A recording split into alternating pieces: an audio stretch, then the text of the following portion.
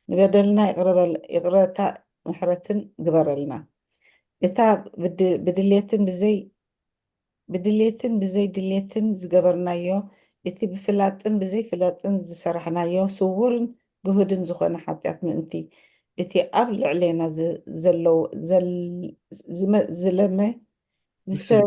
زسمي قدس سمكا إلكا أوجيتا يقرب لنا أوجيتا خد محرتكا دامبر كم بزحي حتياتنا أيخون بقعات قبرنا بسمن بسجان كم زن آمين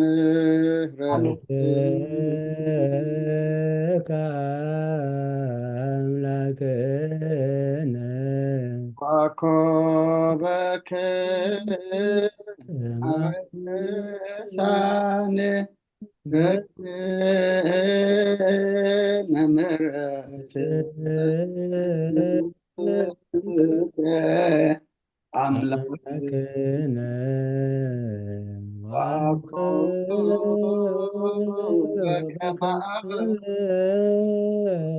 ساني بك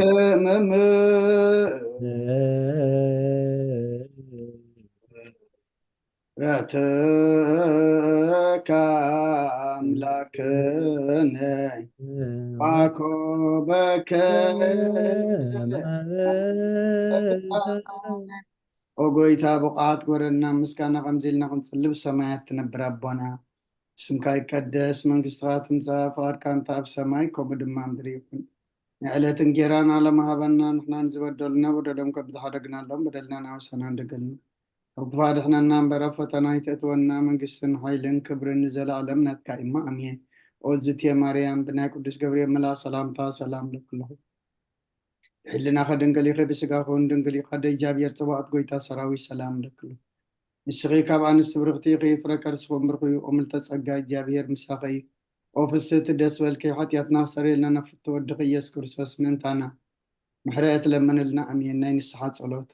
وقويتا بزا معات زياب كن مخاب تكباركم بقى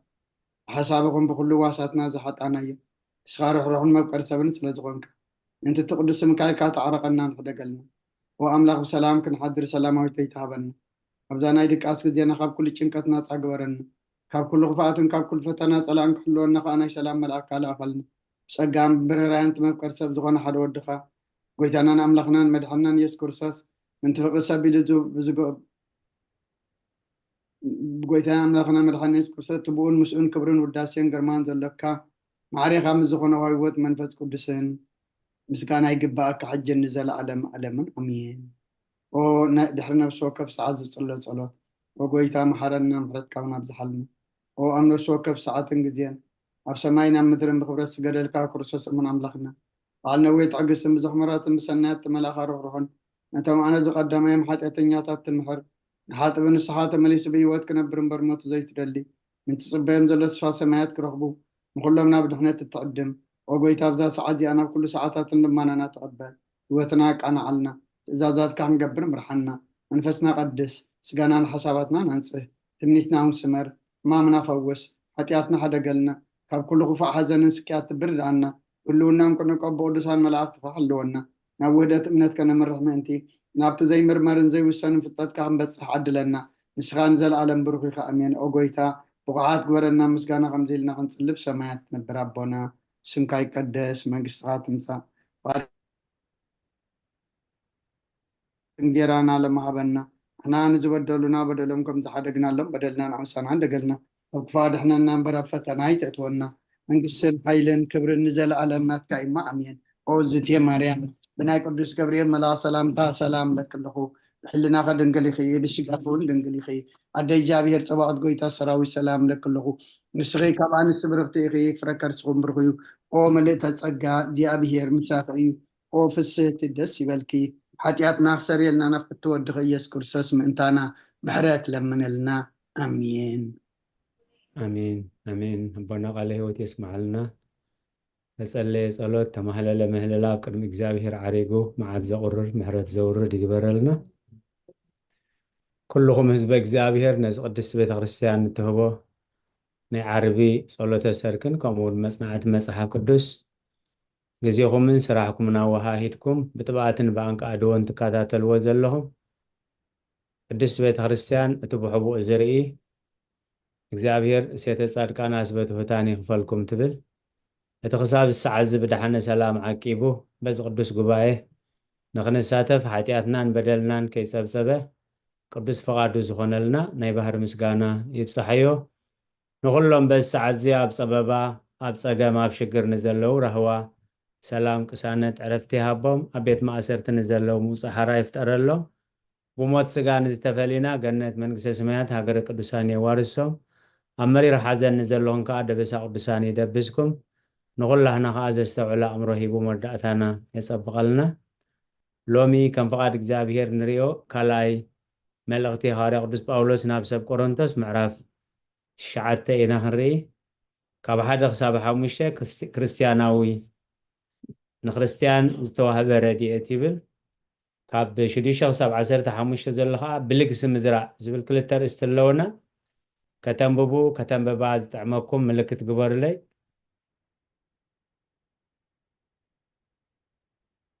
ከነብብ ዝጥዕመና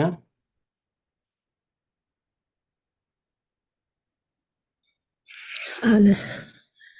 كان بمحرة هراي مولا حبتنا خاب حدا خساب عموش تزله أنا خاله بني أنا خاله خبنا هراي عدينا إن علم حبتنا تمنيت تحت ما معين علم يا ببان هراي تحتنا هو كف تمنيت حبتنا thank you هراي كتسلم ولا حبتنا أكايدا كب عامي جميرة خم التدالوتن بأخاتكم أب مقدنيون زحبان اللفقات لبخمن كنعاتكم نبزحات سر كم زسحالتن فلت أيما بزعبا قلقلوتنا تم قدسانسي كتصفلكم عيد ليننيو تنكحتنا بأخاتكم بس تكبارسي خنتم انت خيكون دنا خمت زبالكو تداليكم كتصنحو باتهم أحوات لي خيم اللخو انت زي كونس مقوداويان مساين كي تداليكم من ترخبكم مسخاتكم كي نبلسي نحنا بزي ومن تانا امتنا كي نحفر إلى لأكوهم بارسي نتقدم قدم زتسفخهم برخات نسوخم يبقي زي كونس كم برخات تدالي وخصنا نتمحوات قدنا بخاتكم حالفهم كدالو لعلب نبون قرب العلب والنبو كم عدام قد خنن خسابة يا ملاحظة كم عدام بقد خنني عليه هو تسمع لنا أدينا عين علم كما يكسيهم بروح مشت جناخ زي قبل الله أتي قطيبو زر قطيبو يعصد أتي ببرخة زر جنا ببرخة إيو سعصد أملاخ حقوس وهابي إيو زفتمو نفس وقفكم بواهي ويس بقتي زي كونس كمتي بلبو زحلنو يحب كمتي بلبو زحلنو يحب كمتي إتي صحف زروين دخاتات ون هابي صدقو نزل عالمي نبر زولو أملاح كا خمتي كله ساعة زأكل كله حسكو نسناي جبري كله سأبلل التبلو سأقا زنبالة أباخاتكم سأبلل كبل يكالو إيو كناخي إتن زرعي زرعن مقبي زخون إنجرع زعدل نسو زرعكم كعدلكم كبركتلكمن نفرت صدقكم ون كوقلو إيو ንስኻትኩም ከዓ ብኩሉ በቲ በኣታትና ገይሩ ንኣምላኽ ምስጋና ዝዓዮ ልግሲ ክትህብትሙ ኢኹም ኣሜን እቲ ኣገልግሎት እዚ ግብሪ እዚ ብብዝሒ ምስጋና ንኣምላኽ ፀብለል ይብል እምበር ጎደሎ እቶም ቅዱሳን ጥራይ ኣይኮነን ዝምልእ ንሳቶም ብምፅራይ እዚ ኣገልግሎት እዚ ንምእማን ወንጌል ክርስቶስ ስለ ዝተገዛእኩም ስለቲ ንኣታቶም ንኩሉ ዝኸውን ልግሲ ሓገዝኩም ንኣምላኽ የመስግኑ እዮም ንሳቶም ስለቲ ኣባኻትኩም ዘሎ ማዕልያ ዘይብሉ ፀጋ ኣምላኽ ምእንታኻትኩም እናፀለዩ ይናፍቆኹም እዮም ስለዚ ዘይንገር ውህበት ንኣምላኽ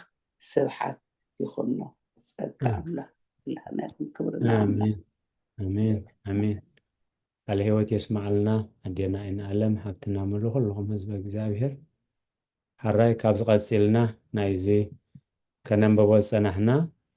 كلاي ملقتي هاري قدس باولوس ناب سب قرنቶስ ምዕራፍ 9 حاونا ممهر تخماريا سمو عبيلهم ترغامي كገልጹልና እዮም ንሓውና መምህር ተኸማርያም ንበረኸት ዝኸውን ህያው ቃሉ ኣብ ልሳኖም ክቐምጥ ንዓና ከዓ ሰምዓ ናይ እዘን መንፈስ ዝዓቁር ጥቕጥ ልቢ ዘተግብር ሰናይ ሕሊና ክወሃበና ናይ እግዚአብሔር ቅዱስ ፈቃድ ይኹነልና غني يا بمليتا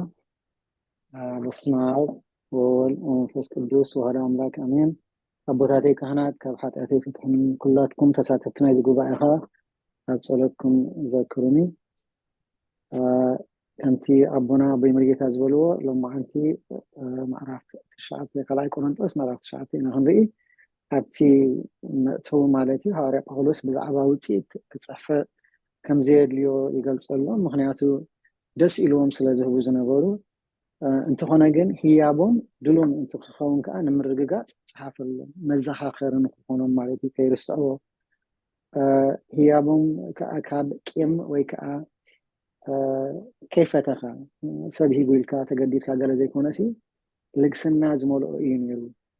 هيابون كي تدعولو كوينو انت دعا ترخيبهم جنا نحواري باولوسن نسابورو اسم زحفر تخون كم زخيل يتصحيف لهم ስለዚህ ሐዋርያ ጳውሎስ አምላኽ ሕጉስ ወሃቢ ከም ዝፈቱ ከዓ ይሕብሮም በዚ መሰረት እዚ ከዓ ማለት ብፍቅሪ ክዘርኡን ከዓጽዱን ከም ዘለዎም ኣዘኻኽሮም ምክንያቱ ብዙሕ ተደኣ ሂብካ ወይ ከዓ ብዙሕ ተደኣ ዘሪእካ ብዙሕ ተዓጽድ ሂደት ተደኣ ዘሪእካ ከዓ ሂደት ተዓጽድ ብምባል ማለት እዩ ኣምላኽ ንኩሉ ሰናይ ግብሪ ብዕፅፊ ክህቦም ከም ዝኽእል እውን ጽሒፍሎም ኣሎ ሐዋርያ ጳውሎስ أملاخ نتي زرق وزرقي ما أنت كبزحو زيادة لقسي ما أنت خرافبو بكل نجارات كيف تمو يخلو مساتهم زرقي يخلو تي زابو كل جن جيتها مهانو إذا ردهم دلالي فلا نيشتي تهاكم سيخن دي أشحات جيروز جورس جيتا لازم بتدا حبنا جيرنا إنا نحنا زيادة برخة مركب مالتي تي مأكب نقول كسات دليوم نجارات يمال علم ترايزي كونس نأملاخ بزبازحة مسجانون وداسين يو زمالك مناتو تي ذهب يمسجن اتقبل كأكم نأملاخ يمسجن مالتي سلبي فهاري باولوس نأملاخ كمسجنو درو خو مالتي نخمسجن معاهم أبتي رب حدا انت الارينا مالتي خابتي صار حادث قاع حمشت دلو ناتي وهبت من محدار ابتي على اين تايلو ابتي ناي مغلط ግን انت ايلو دلو كاتقول ان كريستيان لتوهاب رليه ابزي ግን وحدت من محدار كما جيريو كما حدا دلو من كايدو وهاب هاري قولوس كورنثوس ملو بملو سلا تمحارون ايوم سلا جمهورن زياده مصحف زدليوم كوينو اي تسمعون كتصحف لهم ايدالين جناخه دلوقت من تخونوا يفلت إيه مخانكم يفلت إيه سلازي خا إيه مصحف كاب عميقو زحلفه كوينو التسمعوا إتي وتيت كما حدا عمت إيه تجمير نيرو مخنياتنا أون خو قبرسي قوسقاسي قبري أم نيرو أقدمهم قبري أم نيرو حجنا زي نقل سفلتو يعني إذا أنا مزحت كالو إتكم نخو قبرو أتابعهم إيهم أبتي كلاي قرنطس معرف شمنت فرحسته እንታይ ብለና እዚ ይጠቅመኩም እዩ እሞ በዚ ድማ ምኽሪ ይህበኩም ኣለኹ ንምኽሪ እዩ ዝቦም ዘሎ ንስኻትኩም ንፍቃድ ድማ እምበር ንምግባር ጥራሕ ኣይኮንኩምን ካብ ዓሚ ሒዝኩም ቅድሚ ዝጀመርኩም ስለዚ ኣብቲ ውህበት ክንበሃል ከሎ ግን ንምንታይ ኢዳ ዘዘኻኽሮም እንተደኣልና ኣብ ወንጌል ዮሃንስ ምዕራፍ 21:17 ጌታና መድሓኒና ኢየሱስ ክርስቶስ ንስምዖን ወዲዮና ተፍቅረኒ ዲኻ ኢሉ ሰለስተ ግዜ ይሓቶ ንምንታይ እዩ እናፈለጠ እሞ እዚ ከዓ ዘይፈልጥ ኣይኮነን ክርስቶስ ልብን ኮላሊትን መርሚሩ ዝርኢ እዚ ግን ንምድግጋም እዚ ብብዝሒ መስል ዝከኣል እኳ እንተኾነ ነቲ ማዕዳ ፍጹም ንክኸውን ኣበርክትኮ ገይሩ እዩ ምክንያቱ እንተደኣ ነጊሮሲ ኣፀቢቑ ድሉው መታንኩም ጴጥሮስ ብትግሓት ስጉምቲ ክውስን ከም ዘለዎ ካብኡ ተማሂሩ እዩ ካብቲ ምድግጋም ናይ ጎይታ ዝሓተቶሲ ንትግሓት ትምልስ ከም ዘለዎ ታዊሕካ ክትምልስ ከም ዘለካ እዚ ከዓ እንተደኣ ኢሎም ኮይኖምሲ ነታ ዝተማረፅዋ ክገብርዋ ከም ዘለዎም ንመረዳዳ ኢሉ ይፅሕፈሎም ዘሎ ማለት እዩ ምስ መፀ ብርግፅ ምእንቲ ክዳለዉ ሰደዶም ነቶም ኣሕዋቱ ሰደዶም ማለት እዩ መቄዶንያ እውን ንሰብ ቆሮንጦስ ንምሓብ ከይተዳለዉ እንተደኣ ፀኒሖም እዚ ኢኻ ትድሕፍር ንሃዋርያ ጳውሎስ ንሰብ ቆሮንጦስን ክሕፍር እዩ እቲ ዕዮ ብድሌትካ መሃብ ደኣ እምበር ብግዴታ ወይ ብጉርምሩም ምእንቲ ከይከውን ነቶም ልኡኻት ኣሕዋት ኣዳልዩ ለኣኾም ኣብዚ ከዓ እንታይ ኢና ንርኢ ብኣሓትኩም ኣዝየ እየ ዝሕበኒ ኣብ ቅድሚ ኩሉ ግብሪ ይህበኩም ኣለኹ ምክንያቱ ንኩሉ ሰብ ነጊሩሎም ተጃሂሩሎም ክንብል ንኽእል ጃህራ ዘይኮነሲ ብኣቶም ስሕጉስ እዩ ስእነት እንተረኸብኩም ኣነ ብሕፍረት ብፃይኩም እዩ ንስኻትኩም እንተደኣ እዚ ነገር ዘይገይርኩሞ ግን እስኻትኩም ጥራሕ ደይኮንኩ ትሓፍሩሲ ኣነ ንኮላ እየ ዝሓፍር ነፍሲሄር ብፅኡ ቅዱስ ፓትርያርክ ሽኖዳ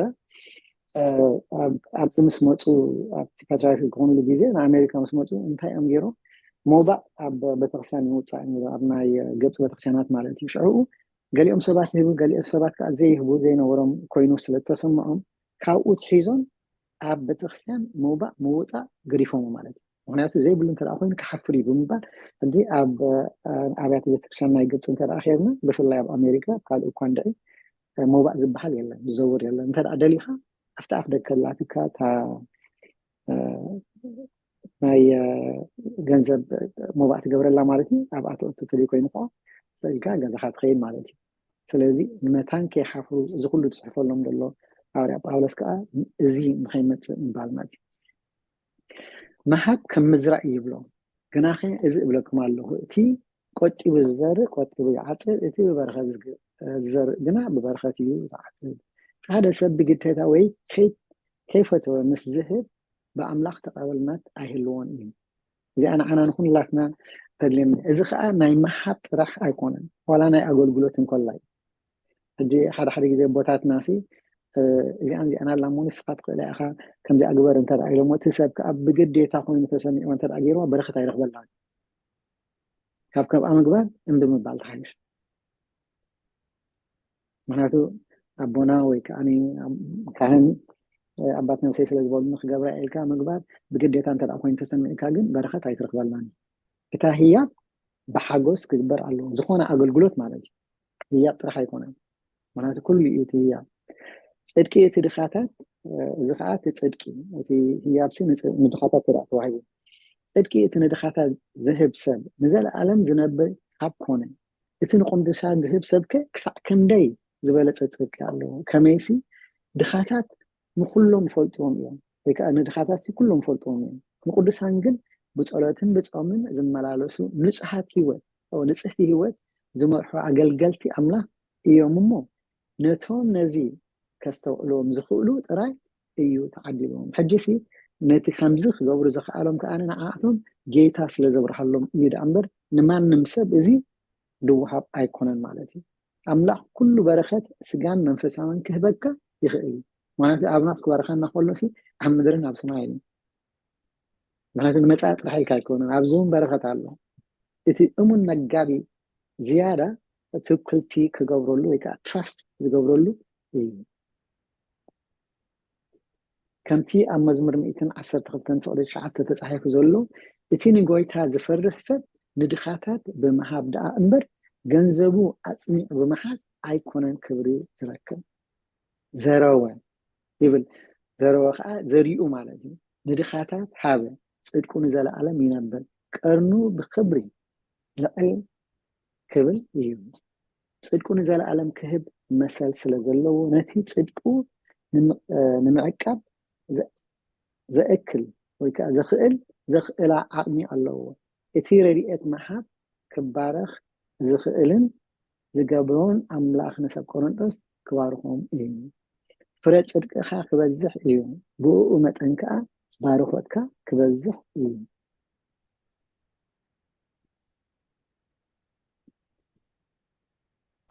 ኣብታ ቦታ እቲኣ ዝብላሲ እውን ብተመሳሳሊ ከምዚ ይብል እቲ ንዘራኢ ከገልግል እንጀራ ክበልዕ እዩ ዘርእኻ እውን ከብዝሕ ፍረ ጽድቅኻ ከዓ እውን ከብቁል እዩ እዚ ከዓ ብኩሉ ምእንቲ ክትህብትን እዩ ይብል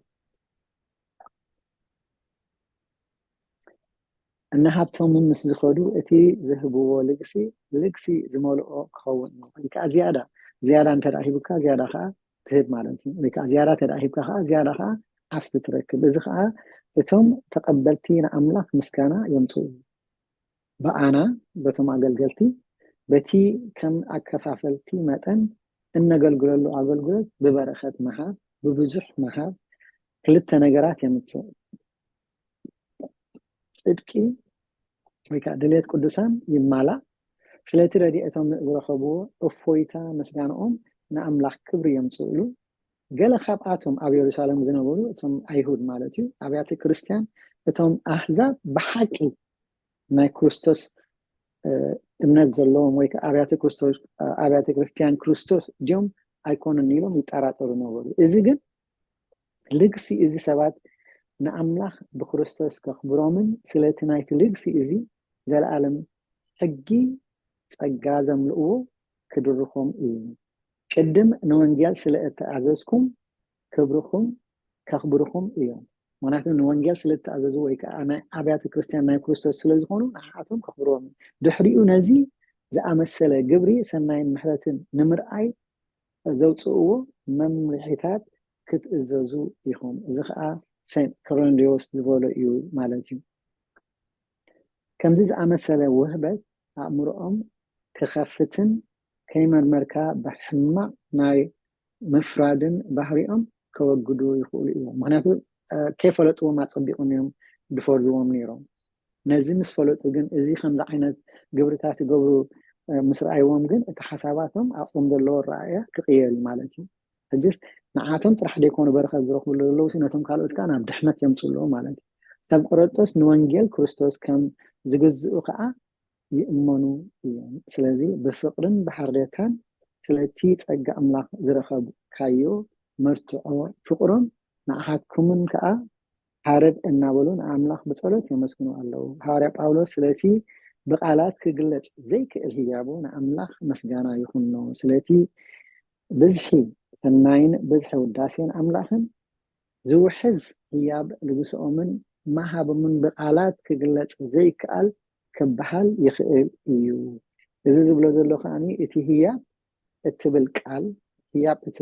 ነቲ ኩሉ ካብ ልግሲ ዝመፅእ በረኸት ማለት ነቶም ዝቕበሉ ኮነ ነቶም ዝህቡ ወይ ከዓ ህያብ እያ እተመልክት ወይ ከዓ ነቲ ክርስቶስ ተወሊዱ ንምልእቲ ዓለም ብልግሲ ዝሃቦ ዘይግለጽ ውህበት የመልክት ማለት እዩ ሕጂ ኣብቲ ውህበት ዘሎ ፀጋታት 4 ፀጋታት ኣለዉ ይብሎ ማለት እዩ ንድኻታት ዘድልዮም ዘበለ ብምምላእ እዚ በረኸት ንዓኻ የምፅኣልካ ነቶም ድኻታት ከዓ ድኻታት ንኣምላኽ ከመስግኑ የኽእሎም ማለት እዩ ኣይሁድ ኣሕዛብ ንወንጌል ኢየሱስ ክርስቶስ ከም ዝእዘዙ ክፈልጡ ይረድኦም ማለት እዩ እታ ናይ መጨረሻ ደላ ከዓኒ ኣብታ ፍቕዲ 14 ዘላ ንሳቶም እውን ስለቲ ኣባኻትኩም ዘሎ ማዕለያ ዘይብሉ ፀጋ ኣምላኽ ምእንታኻትኩም እናፀለዩ ይናፍቑኹም ኣለዉ ሕጂ ናብቲ ሕብረት ክርስቶስ كأታ كل علامه أنا أب حبرة تمشي كلاتنا بحنسا نابو نابتي نجزل على ما هو كأتونا مالتي كبرن مسجان إزجابيه أملاخنا يكون حتى رزبالة مالتي تدي ثلاثة بوزح له أبي مرجيت له كمون أبقش له تمول إليه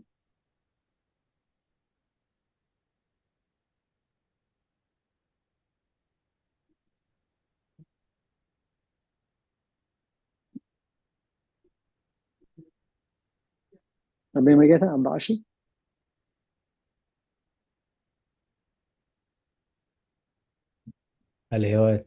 الهوات يسمع لنا بممر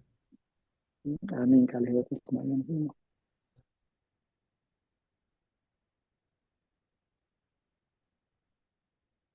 الرأي ناي مزمور جزينا أخيل الله نمزمور زتدالهم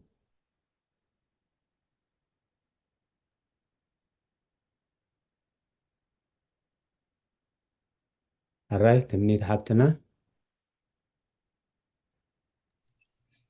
እሺ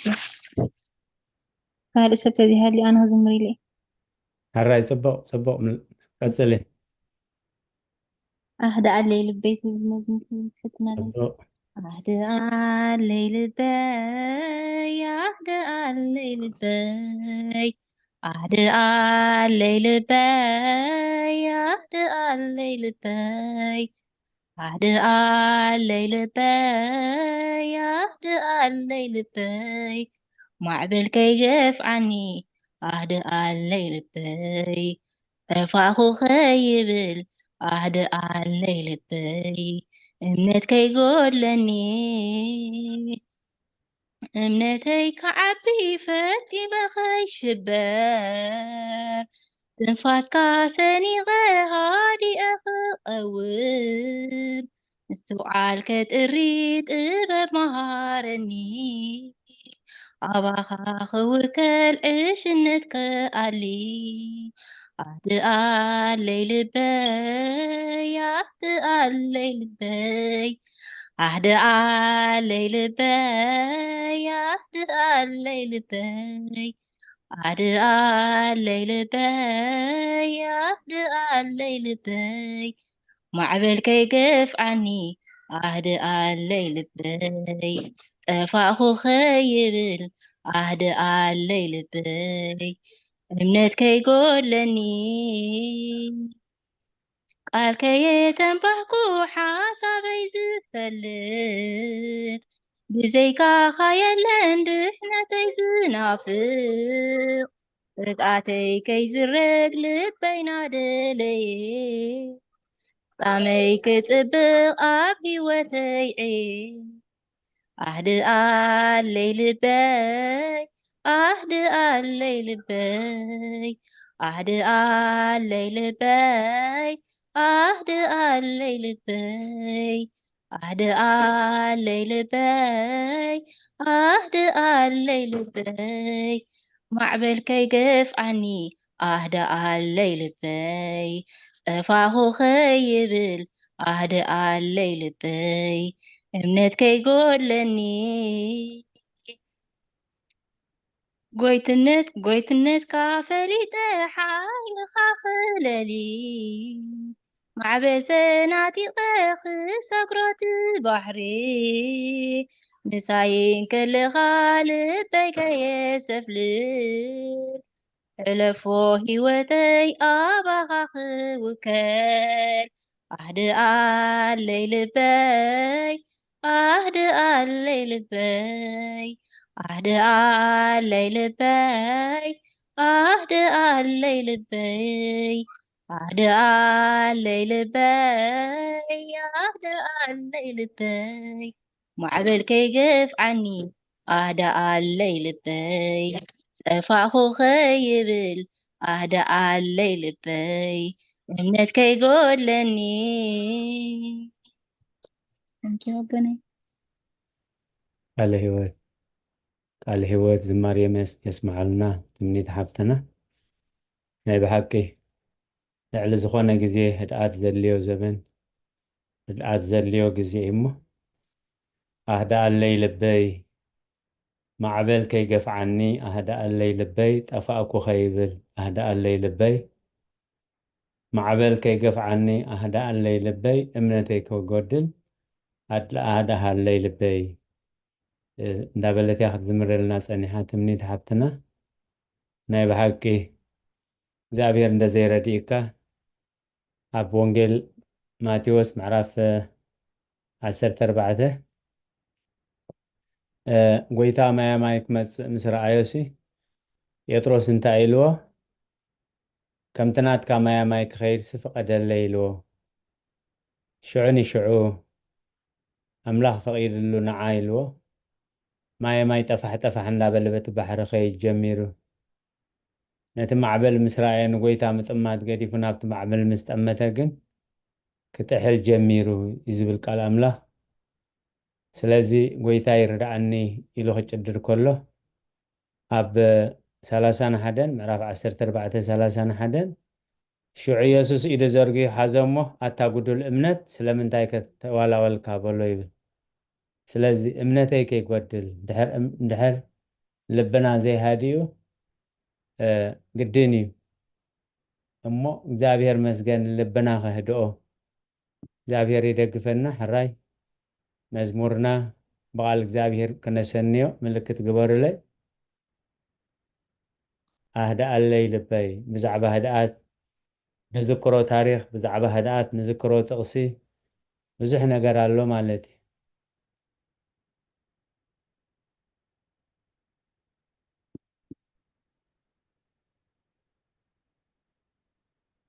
حراي فروينا حتنا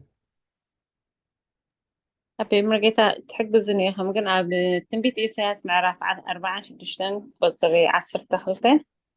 هدي بقى أنا أملح مخانيك فلتي يخون تقول الله እግዚአብሔር መስገን ጽቡቅ ኣለኽ ፍሮይና ሓብተይ መዝሙር ዳዊት እያ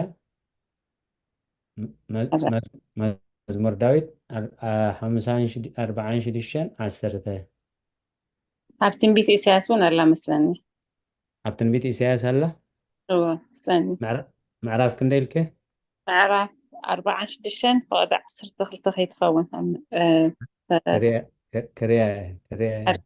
بقى thank you 46 12 ኣቱም ካብ ጽድቂ ዝሓረኽኹም ተረርቲ ልቢ ስምዑኒ ጽድቀይ የቕርብ ኣለኹም ክርያሙ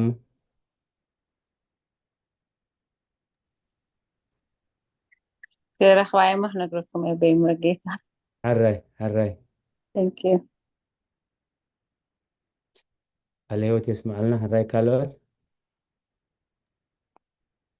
ኣነ ህይወት ኣቦና ከመይ ምሲኹም እግዚአብሔር መስገን ህይወት ሓብትና ድሓን ደምሲኹም እግዚአብሔር መስገን ኣነ ኸ ኣብ ዮሃንስ ምዕራፍ 14 27 ሲ እንታይ ትብል ኣላ ሰላም ሓድገልኩም ሰላማይ እውን እህበኩም ኣለኹ እቲ ኣነ ዝህበኩም ዘለኹስ ከምቲ ዓለም እትህበኩም ኣይኮነን ልብኹም ኣይርሸበር ኣይሰብድ እውን ኣሜን እናታ ልብኹም ኣይሸበር ኢላ ሓፍትና ብጣዕሚ ኣድላይት ዝኾነት መዝሙር እያ ዘሚራትልና ተመስገነኹም ኣሜን 16:14 ዳ ዮሃንስ ዮሃንስ 14 ቁፅሪ 27 14:27 حراي الهوت يسمع لنا هوت حبتنا هو لبخو ما يشبر أن هو እንኳን ዶ መለኮት ኣምላኽ ተበጃዊ ሰብ እኳ ሰብ ኣጆኻ እንተበለክ ዓብ ተስፋ እዩ ዝኸውን ሕራይ ካልኦት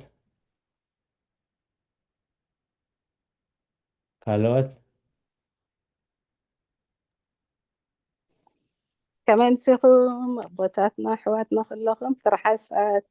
علقوا عندنا ترحس قادحن مساخم قادحن تابير المسكن قادحن سنحكم لنا كبرنا مزمور داويت 27 مساعات خير كانت سمعني أو زابهير نزمصي يسمعيو أباخا مهلل ኣለኹ محرن أمو ملسلي مين قال هيوت يسمع لنا كابتم وهبت حيل زبهالو تقصتات يوم መዝሙር ዳዊት 27 ወሃብቲ ሓይልታት ዝበሃሉ ኩሉ ግዜ ምክንያቱ እግዚኣብሔር ብርሃነይን ምድሓነይን እዩ ካብ መን እንዳእየ ዝፈርህ እግዚኣብሔር ሓይሊ ሂወተ እዩ ካብ መን ከ እየ ዝስንብድ እንዳበለ እዩ ዝጅምር ማለት እዩ ኣብ ቁፅሪ 7 ከዓ ወእግዚኣብሔር ንድምፀይ ስምዓዮ ኣባኻ ምህለል ኣለኹ መሓረኒ እሞ ምለሰለይ ቃል ሂወት የስምዓልና ኣዴና ትርሓስ أبنا أب دقعة إرمياس معرف 3 እወ أسران شدشتن نمدحان እግዚአብሔር ተስፋ ምግባርን ብህድኣት ምጽባይን ሰናይ እዩ እግዚአብሔር ይደግፍኩም ኣቦና እግዚአብሔር ይደግፍኩም ቃል ሂወት የስምዓልና ናይ ብሓቂ ኣብ እግዚአብሔር ተስፋ ምግባርን ብህድኣት ምጽባይን ሰናይ እዩ ብጣዕሚ ጽቡቕ ቃል ሂወት የስምዓልና ሕራይ ካልኦት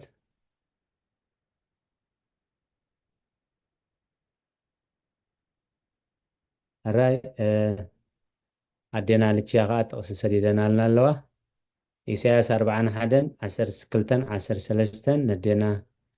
ልችያ ዘበና ኣገልግሎት ክን ይባርኽ ብስም ኩሎም ተሳተፍቲ መን የንብበልና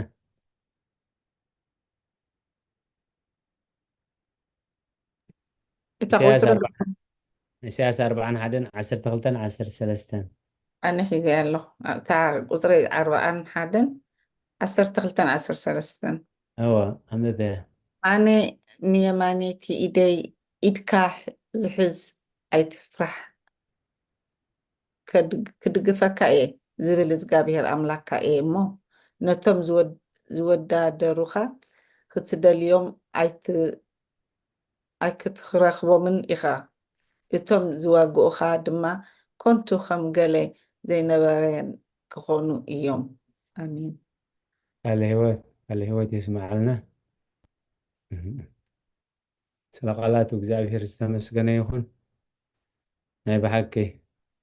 ኣነ ብየማነይቲ ኢድካ ዝሕዝ ኣይትፍራሕ ኢድ የማነይቲ እግዚኣብሔር ተሒዛ ትካስ ክድፍግፈካ እየ ዝብል እግዚኣብሔር ኣምላኽካ እሞ ነቶም ዝዋዳደሩኻ ክደልዮም ኣይክትረኽቦምን ካ ኢኻ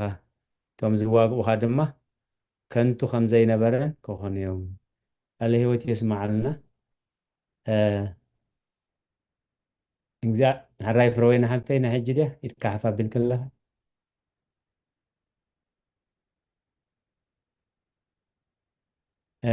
ኣብ ዘፀኣት ቀፅል ፍረወይና ሃብተይ نوني عنتو إياه ሕራይ ኣብ ዘፀኣት ምዕራፍ 14 ቁፅሪ 14 እንታይ እዩ ዝብል ህድእ በሉ እሞ ኢሉ ህድእ በሉ ኣይትፍርሑ ነዞም ሕጂ ትርእይዎም ዘለኹም ግብፃውያን ንዘለኣለም ኣይክትርእይዎም ኒኹም መሬት ክንድዕንቁ ኣብ ዝኾነሎም ብቅድሚኦም ቀይሕ ባሕሪ ብድሕሪኦም ፈርዖንን ሰራዊቱን ሰረገላታቱን ኣፍራሱን ብየማነ ፀጋም ኩሉ ነገር ጨኒቕዎም ኣብ ልዕሊ ሙሴ ንባዕሎም ተጨኒቖም ንሙሴ ከጨንቕዎ ኣብ ግብፂ እንተንመውት መሓሸና ስለምንታይ ኢኻ ካብ ዘውፃኻና ኢሎም ተስፋ ብዝቆረፅሉ ግዜ ሙሴ እቲ ናይ ኣምላኽ ሰብ ግን ናብቲ ባሕሪ ወይ ናብቶም ሰራዊት ናይ ፈርዖን ዘይኮነስ ኢድ እግዚኣብሔር ይጥምት ስለ ዝነበረ ኣይትፍርሑ እዩ ህድእ በሉ እሞ እግዚኣብሔር ክዓይ ክትርእይዎ ኢኹም እዩ እግዚኣብሔር ክዓይ ክትርእይዎ ኢኹም ነዞም ግብፃውያን እዚኦም ከዓ ንግብፂ ተመሊስኩም ክትነብሩ ዘይኮነስ ንዘለኣለም ኢሉ ብድሕሪኡ እስራኤላውያን ንግብፂ ተሰዲዶም ዝብል ብግብፃውያን ተሳዒሮም ዝብል ታሪክ ኣይተመዝገበን ማለት ኩሉ ግዜ ቦታትና ብዛዕባ ህድኣት ኣብ መንፈሳዊ ሂወት ኣብቲ ዝኸበደና ነገር ኣብቲ ዕግርግር ዝብለና ነገር ሓንቲ ህድኣት ክንገብር እዞም ኩሎም ገዳማውያን ናብ በረኻ ዝኸዱ ንህድኣት ንኽረኽቡ እዮም ፖፕሽኖዳ ካልምነት ዝብል ብዛዕባ ህድኣት ዝፀሓፍዎ ፅሑፍ ኣሎ ናይ ብሓቂ ኣገዳሲ መፅሓፍ እዩ ግዜ ረኺብና እንተንቢብናዮ ኣብቲ ናይ ኣበው ታሪክ ከዓ ሓደ ኣቦ ብዘይ ህድኣት ንኣምላኽ ክትርእይዎ ኣይትኽእሉን ኢኹም እንዳበሉ ንደቀ መዛሙርቶም ኩሉ ግዜ ይመኽርዎም ነይሮም ስለዚ ደቀ መዛሙርቶም كل ነገር እንድሕር ጌርና እንተፀምና ብሓቂ እንተፀሊና እንተሰጊድና እንተቆሪብና ሲ እዚ ትብለና ዘለኻስ ብዘይ ሂዳትና ኣምላኽ ኣይረአንስ ከመይ ማለት ኢሎም ይሓትዎ እሞ እቶም ኣቦ ከዓ ብግብሪ ክምህርዎም ስለ ዝደለዩ ኣብቲ ባሕሪ ኣብቲ ቀላይ ከይድኩም ኣብቲ ቆም ነይሩ ቀላይ ኣብቲ ቀላይ ከይድኩም ኣብቲ ውሽጢ ቀላይ ዝረኣኹሞ ፀብፃብ ኣምፅለ ኢሎሞም ማለት እዩ ሕጂ እቲ ቀላይ ሃዲኡ ስለ ዝነበረው ምስ ከዱ ኣብቲ ውሽጡ ዝንቀሳቐሱ ዓሳታት ድዩ ኣብቲ ውሽጢ ዘሎ ፊዮሪ ባሕሪ ድዩ ናይቲ ኣብ ከባቢኡ ዘሎ ኣግራብ ፀላሎት ድዩ ናይቲ መንደቕ ፀላሎት ድዩ ናታቶም ፀላሎት ድዩ ኩሉ ነገር ፀቢብፂቦም ኣምፂኦምሉ በሉ ንዕናይ ንኽድ ኢሎም ሓደ እምኒ ኣብ መንኩብኩም ሓዙ ኢሎሞም ኣብ መንኩቦም ሒዞም ከይዶም ዋላ ንሶም ኣብኡ ምስ በፅሑ ደርቢዎ ናብዚ ባሕሪ ኢሎሞም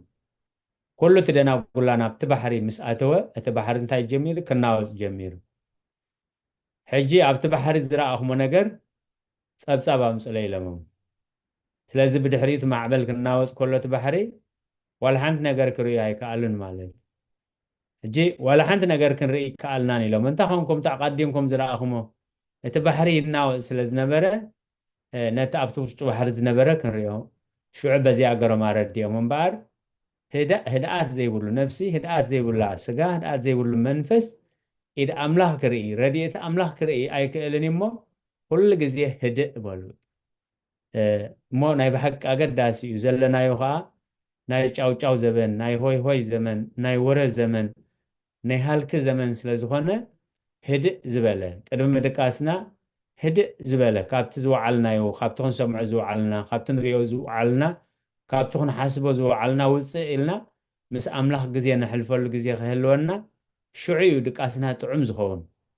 በቲ ክንሰምዖ ዝወዓልና በቲ ክንሪኦ ዝወዓልና በቲ ክንሓስቦ ዝወዓልና ነውፅ እንተደኣ ደቀሽና ግን ዋላ መደቀሲና የትነውፅ ዝመፅእ እሞ ናይ ብሓቂ ህድኣን ዘድልዮ ዘመን እዩ ሓብተና ትምኒትካ ቃል ሂወት የስማዓልና ዘመን ኣገልግሎት ክባርኽ እግዚኣብሔር ኩሉ ግዜ ዝምርሉ ንበሪ ብሓዳር ክብደቅኽ ከዓ ተሓጎሲ አሜን አቦና ኣራይ አቦና ኣብ ኣቤት መዝሙር ዳዊት ምዕራፍ 62 እወ ቁፅሪ 5 ከዓ ተፅቢተይ ካዊ እሞ ነፍሰይ ብኣምላኽ ጥራይ ሃዲእኪ ተፀበዮ ከውሐይን ምድሓነይን እምባይን ንሱ ጥራይ እዩ ኣነ ኣይክናወፅን እየ ትብላ ብጣዕሚ እግዚኣብሔር መስገን ብጣዕሚ ፅብቕቲ ካለ ሂወት የሰምዓልና በዚኣ ዝተዳለወት መዝሙር ናሓላሓቀይ ትፈልጥያ ዶ ትኾን ማማትኒ ምን ምትሓብት እወ እግዚኣብሔር መስገን እወ ተፅቢተይ ካብኡ እሞ ከውሐይ እወ ፈልጠይ ነፍሰይ ብኣምላኽ ጥራይ ሃዲእኪ ተፀበይ ከውሐይን ምድሓነይን እምባይን ንሱ ጥራይ እዩ ኣነ ኣይክናወፅን እየ ቃል ሂወት የስምዓልና ቃል ሂወት የስምዓልና ንነዊሕ ግዜ ኣብ ቴሌፎን ናይ መፀውዒ ድምፂ ገይረያ ነይረ ብኡ ዘኪረያ ቃል ሂወት የስምዓልና ሓራይ ሎሚ ቀዳማይ ካልኣይ መልእኽቲ ሃዋርያ ቅዱስ ጳውሎስ ናብ ሰብ ቆሮንቶስ ምዕራፍ 9 ኢና ኣንቢብና ሓውና መምህርቲ ማርያም ከዓ ኣስፊሖም ኣብሪሆም ገሊፆምልና ክብሪ ምስጋና ንዑ ይኹን ንሓውና መምህርቲ ማርያም ከዓ ዘመን ኣገልግሎቶም ይባርኽ እግዚኣብሔር ስለዚ ኣብዚ ምዕራፍ እዚ ዘስተንተናዮ ኣብዚ ምዕራፍ እዚ ዝረኣናዮ ኣብዚ ምዕራፍ እዚ ዘለና ሕቶ ናይ ጉባኤ እቲ ግዜ ናብ ጉባኤ ወፍዮ ኣለኹ ማለት እዩ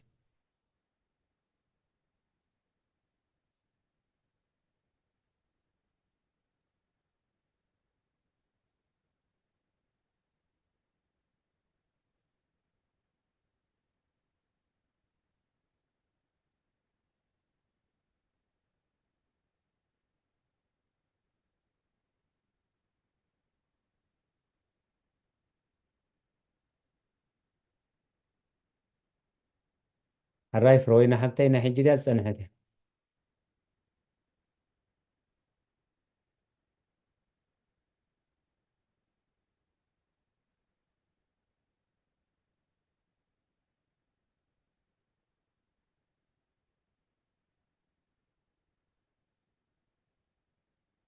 ዝሕበነሉ ፍቓድ ሓራይ ቀፅል ቃለ ሂወት የስማዓል ኣብዚኣ ኣሜን أبدأ عن توي حوي زبالة بدعتي شدنا تحساسبني إني عايز دعم مو بقى دي كبير بس هذه حكي قالت كله ما أبقى جن انتي زبيت فاتسي أبناء جبس تسيلو أمزي عايزورني تي أي مو بقى هجي انتي يرد أنيرة مالتي ونفسي حتى أنيرة يقرأ أب قريئو أيزورن جن دزور كألو أنا مخنياتو أب كل يفلت يعني بسرعة جاست إنما ملأتها هو أوكي እግዚአብሔር ይደግፍኩም አበደተረ هو أنا نفسنا نوقف إلى إنت أيامه أو نخلي حجي حجوس زابير كحجوس وهابي دعم صبق مال جدي صبق أصلا حجوسه نحنا خي كم دم جبرنا كم تزوج سي حجي كزور كله نجدين كوين كديكونسي of course كل سب عملا خير بيده لكن كم تزي كوني رسي نحنا خي حسيبنا ده مجبرنا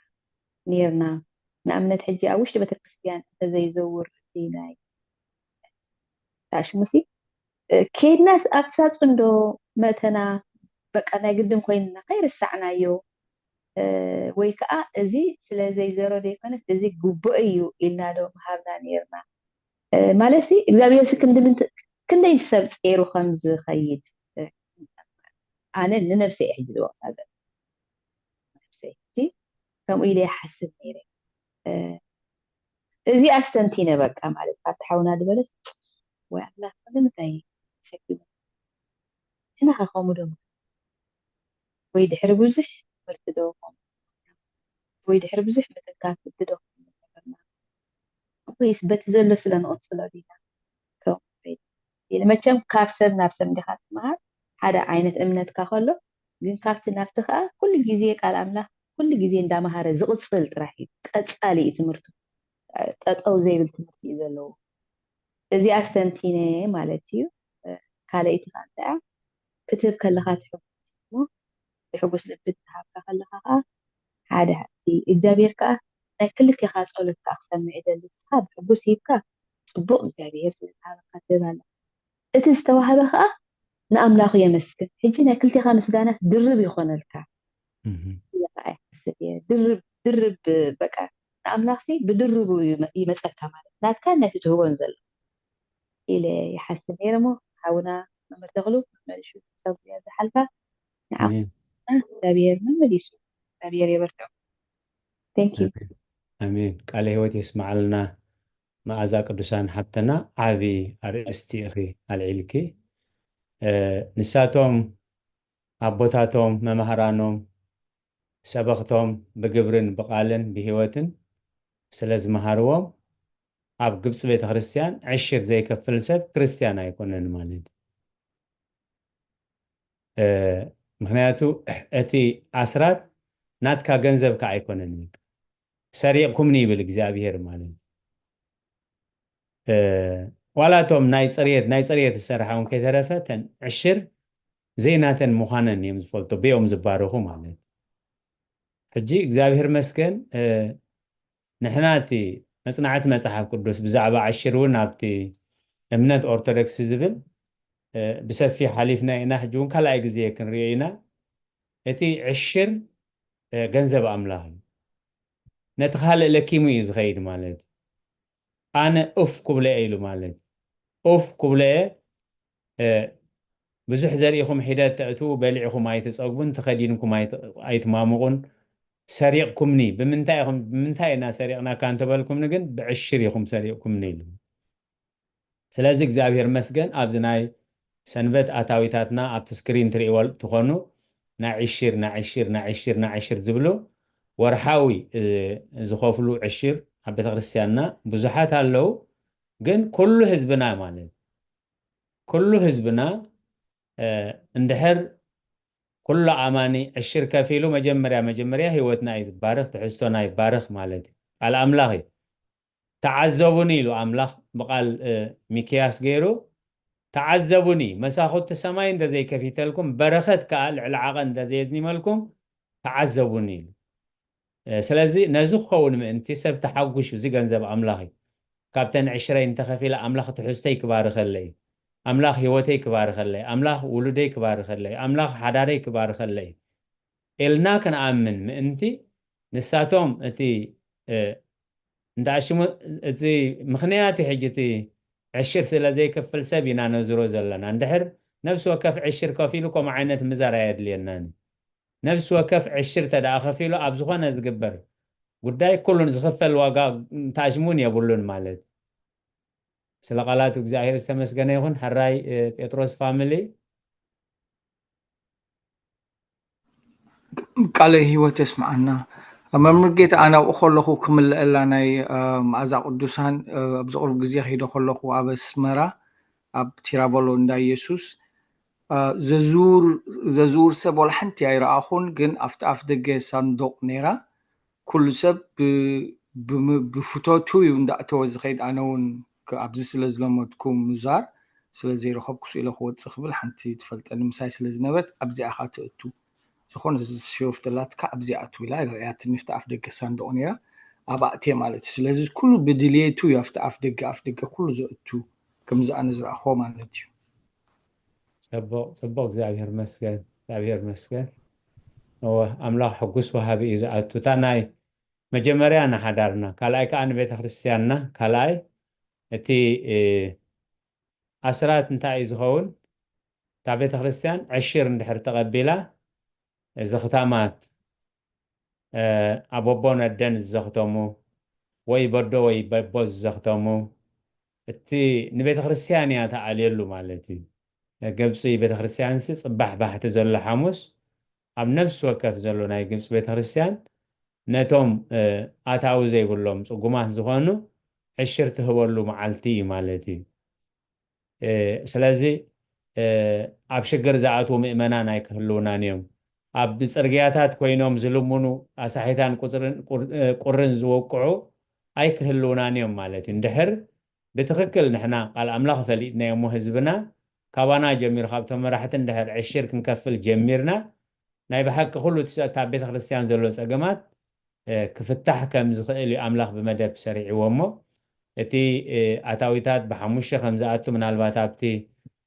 كالاي حتام تي هاي فنوتا برهان امنت أرثوذكس بتوهادو زبل بزعبا مسوات بزعبا عشير بزعبا موبا عشير كام من تاينا نخفل زبل تملشناتهم مصحف زلون ترينا أجد بتعمي أجداسي اتي مصحف قدوس نفلتو زلنا خانت مصحف قدوس كنبرولي مالتي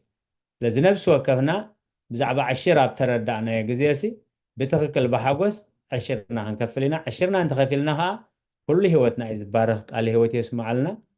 حراي كالئ ما ذاك قدوسان كا عبستن تنوستنتين على هوتي يسمع لنا آمين.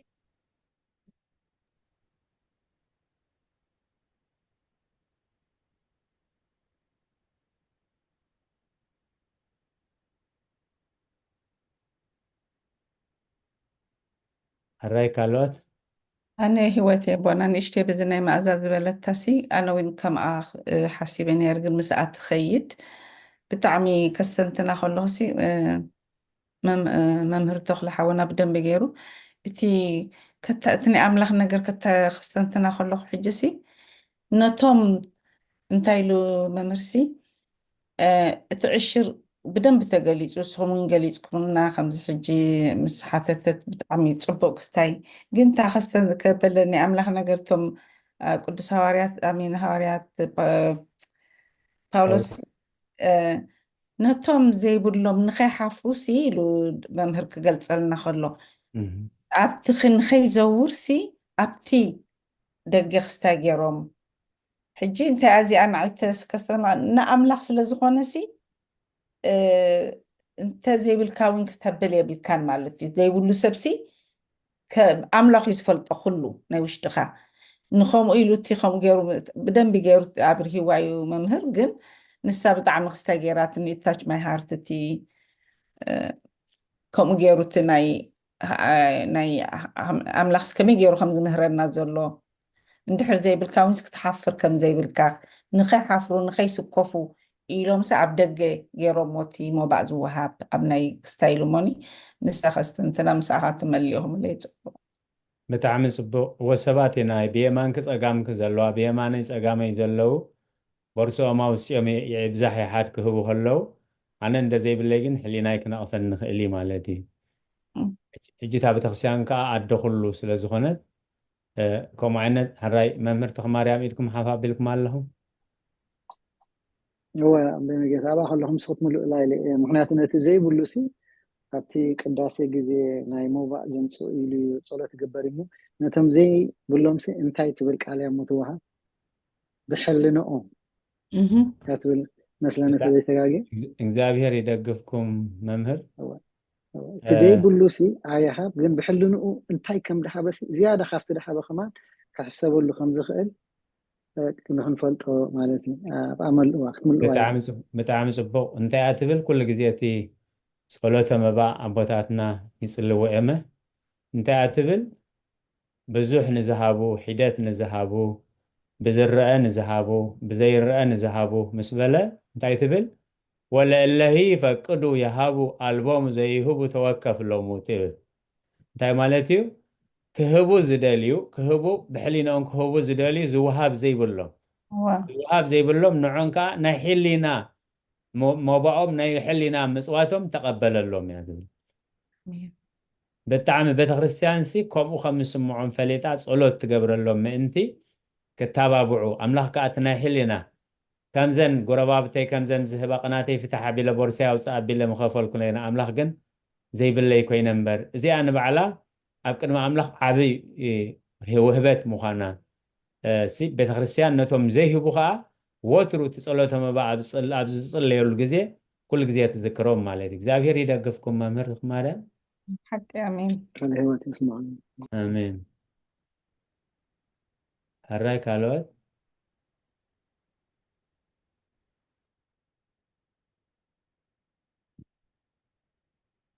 هراي دكتور كفلاي يعني اللي أبونا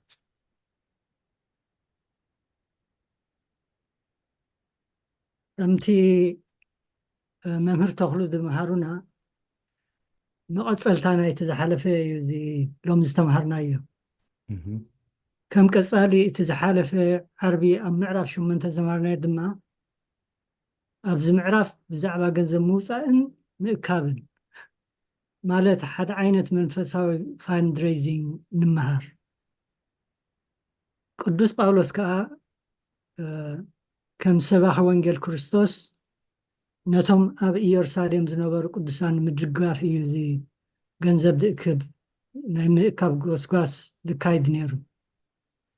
نزخ قبر كلها وطن بموسائن بمتكبارن تنقو كم زنبرن مهر مهنياتو كمت ممر دولنا قم حد عمد أب قداماي قرنطوس 10 خمسة مهر نايو ككم عقمم أبسسو من كواهلولو تمحسين وام نيرو أبز معرف كا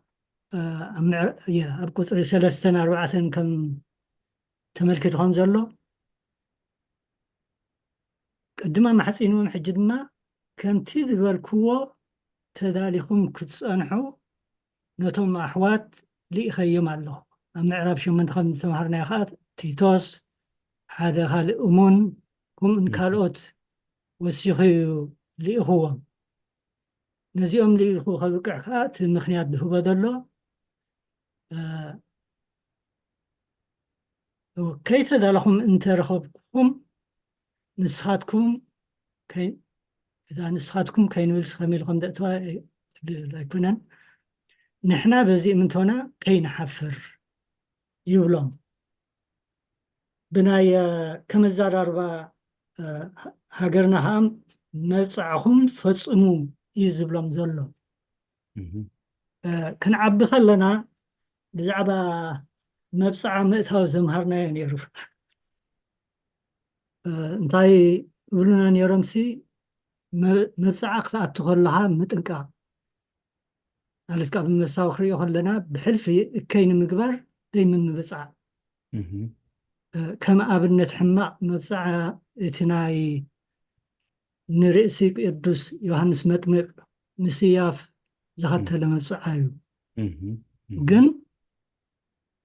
ንኣብ ፍቕሪ እግዚኣብሔርን ሓውን ዝተመስረተ ቅዱስ መብፅዓ ምቕናእ ጥራይ ዘይኮነ እቲ መብፅዓ ክፍፀም ኣለዎ ተባሂሉ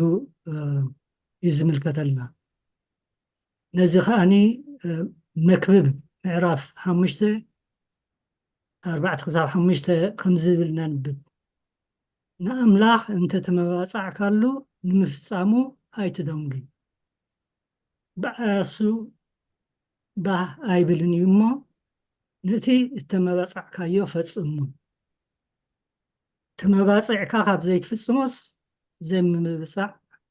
ይሓይሽ ዝተረፈ ኣቡና መሉእ ለይ ቀኒየልና ቃለ ህይወት የስማዓልና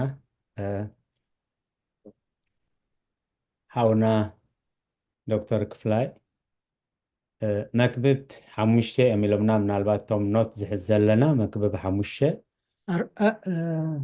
የስ 5:4-5 እወ ኣብዚ ስክሪን እውን መፅያ ኣላ ኦኬ ኣምላኽ እንተተመባፅዓኻሉ ንምፍፃሙ ኣይትደንጉ በዓያሹ ባህ ይብሎን እሞ ነቲ ተመባፅዓኻዮ ፈፅሞ ተመባፅዒካ ካብ ዘይምፍፃምስ ዘይምምብፃዕ ይሓይሽ ኢሉ ዓቕምና ክንመባፃዕ ብንፈልጦ ክንመባፃዕ ብጣዕሚ ፅቡቕ ነገር እዩ መብፃዕና ንፁር ክኸውን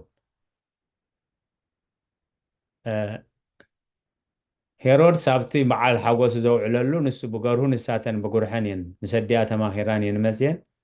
ክሳብ ፍርቂ መንግስተይ ኢልዋ ዝደለኽዮ ክሳብ ፍርቂ መንግስተይ ስለዚ ርእሲ ዮሃንስ ምስ በለቶ ግን ኣነ መንግስተይ ቃልኣትየልክ እምበር ክብል ይኽእል ነይሩ ማለት ጌዴዎን እንታይ ገይሩ ይቕሬታ ዮፍታሄ ኣብዚ ኩናት ዝመጎስ ተዳሂብካኒ እሞ ብዓወት ተዳ ተመለሸ እቲ ገዛይ ክምለስ ከለኹ ቀዳማይ ዝረኽቦ መብፅዓ መስዋዕቲ ከቕርበልካ ኢሉ ምስ ኣምላኽ ተመባፂዑ ስለዚ ንመጀመርያ ትረኽቦ ከዓ ጓሉ እያ ትኸውን ማለት ስለዚ ዮፍታሄ ንጓሉ እዩ መስዋዕቲ ኣቕሪብዋ ማለት ስለዚ ተመባፅዖ ነገር ዓቕምና ክኸውን ብርድኢት ክኸውን ብቓል ኣምላኽ ኣሰንዮም ሓውና ዶክተር ክፍላይ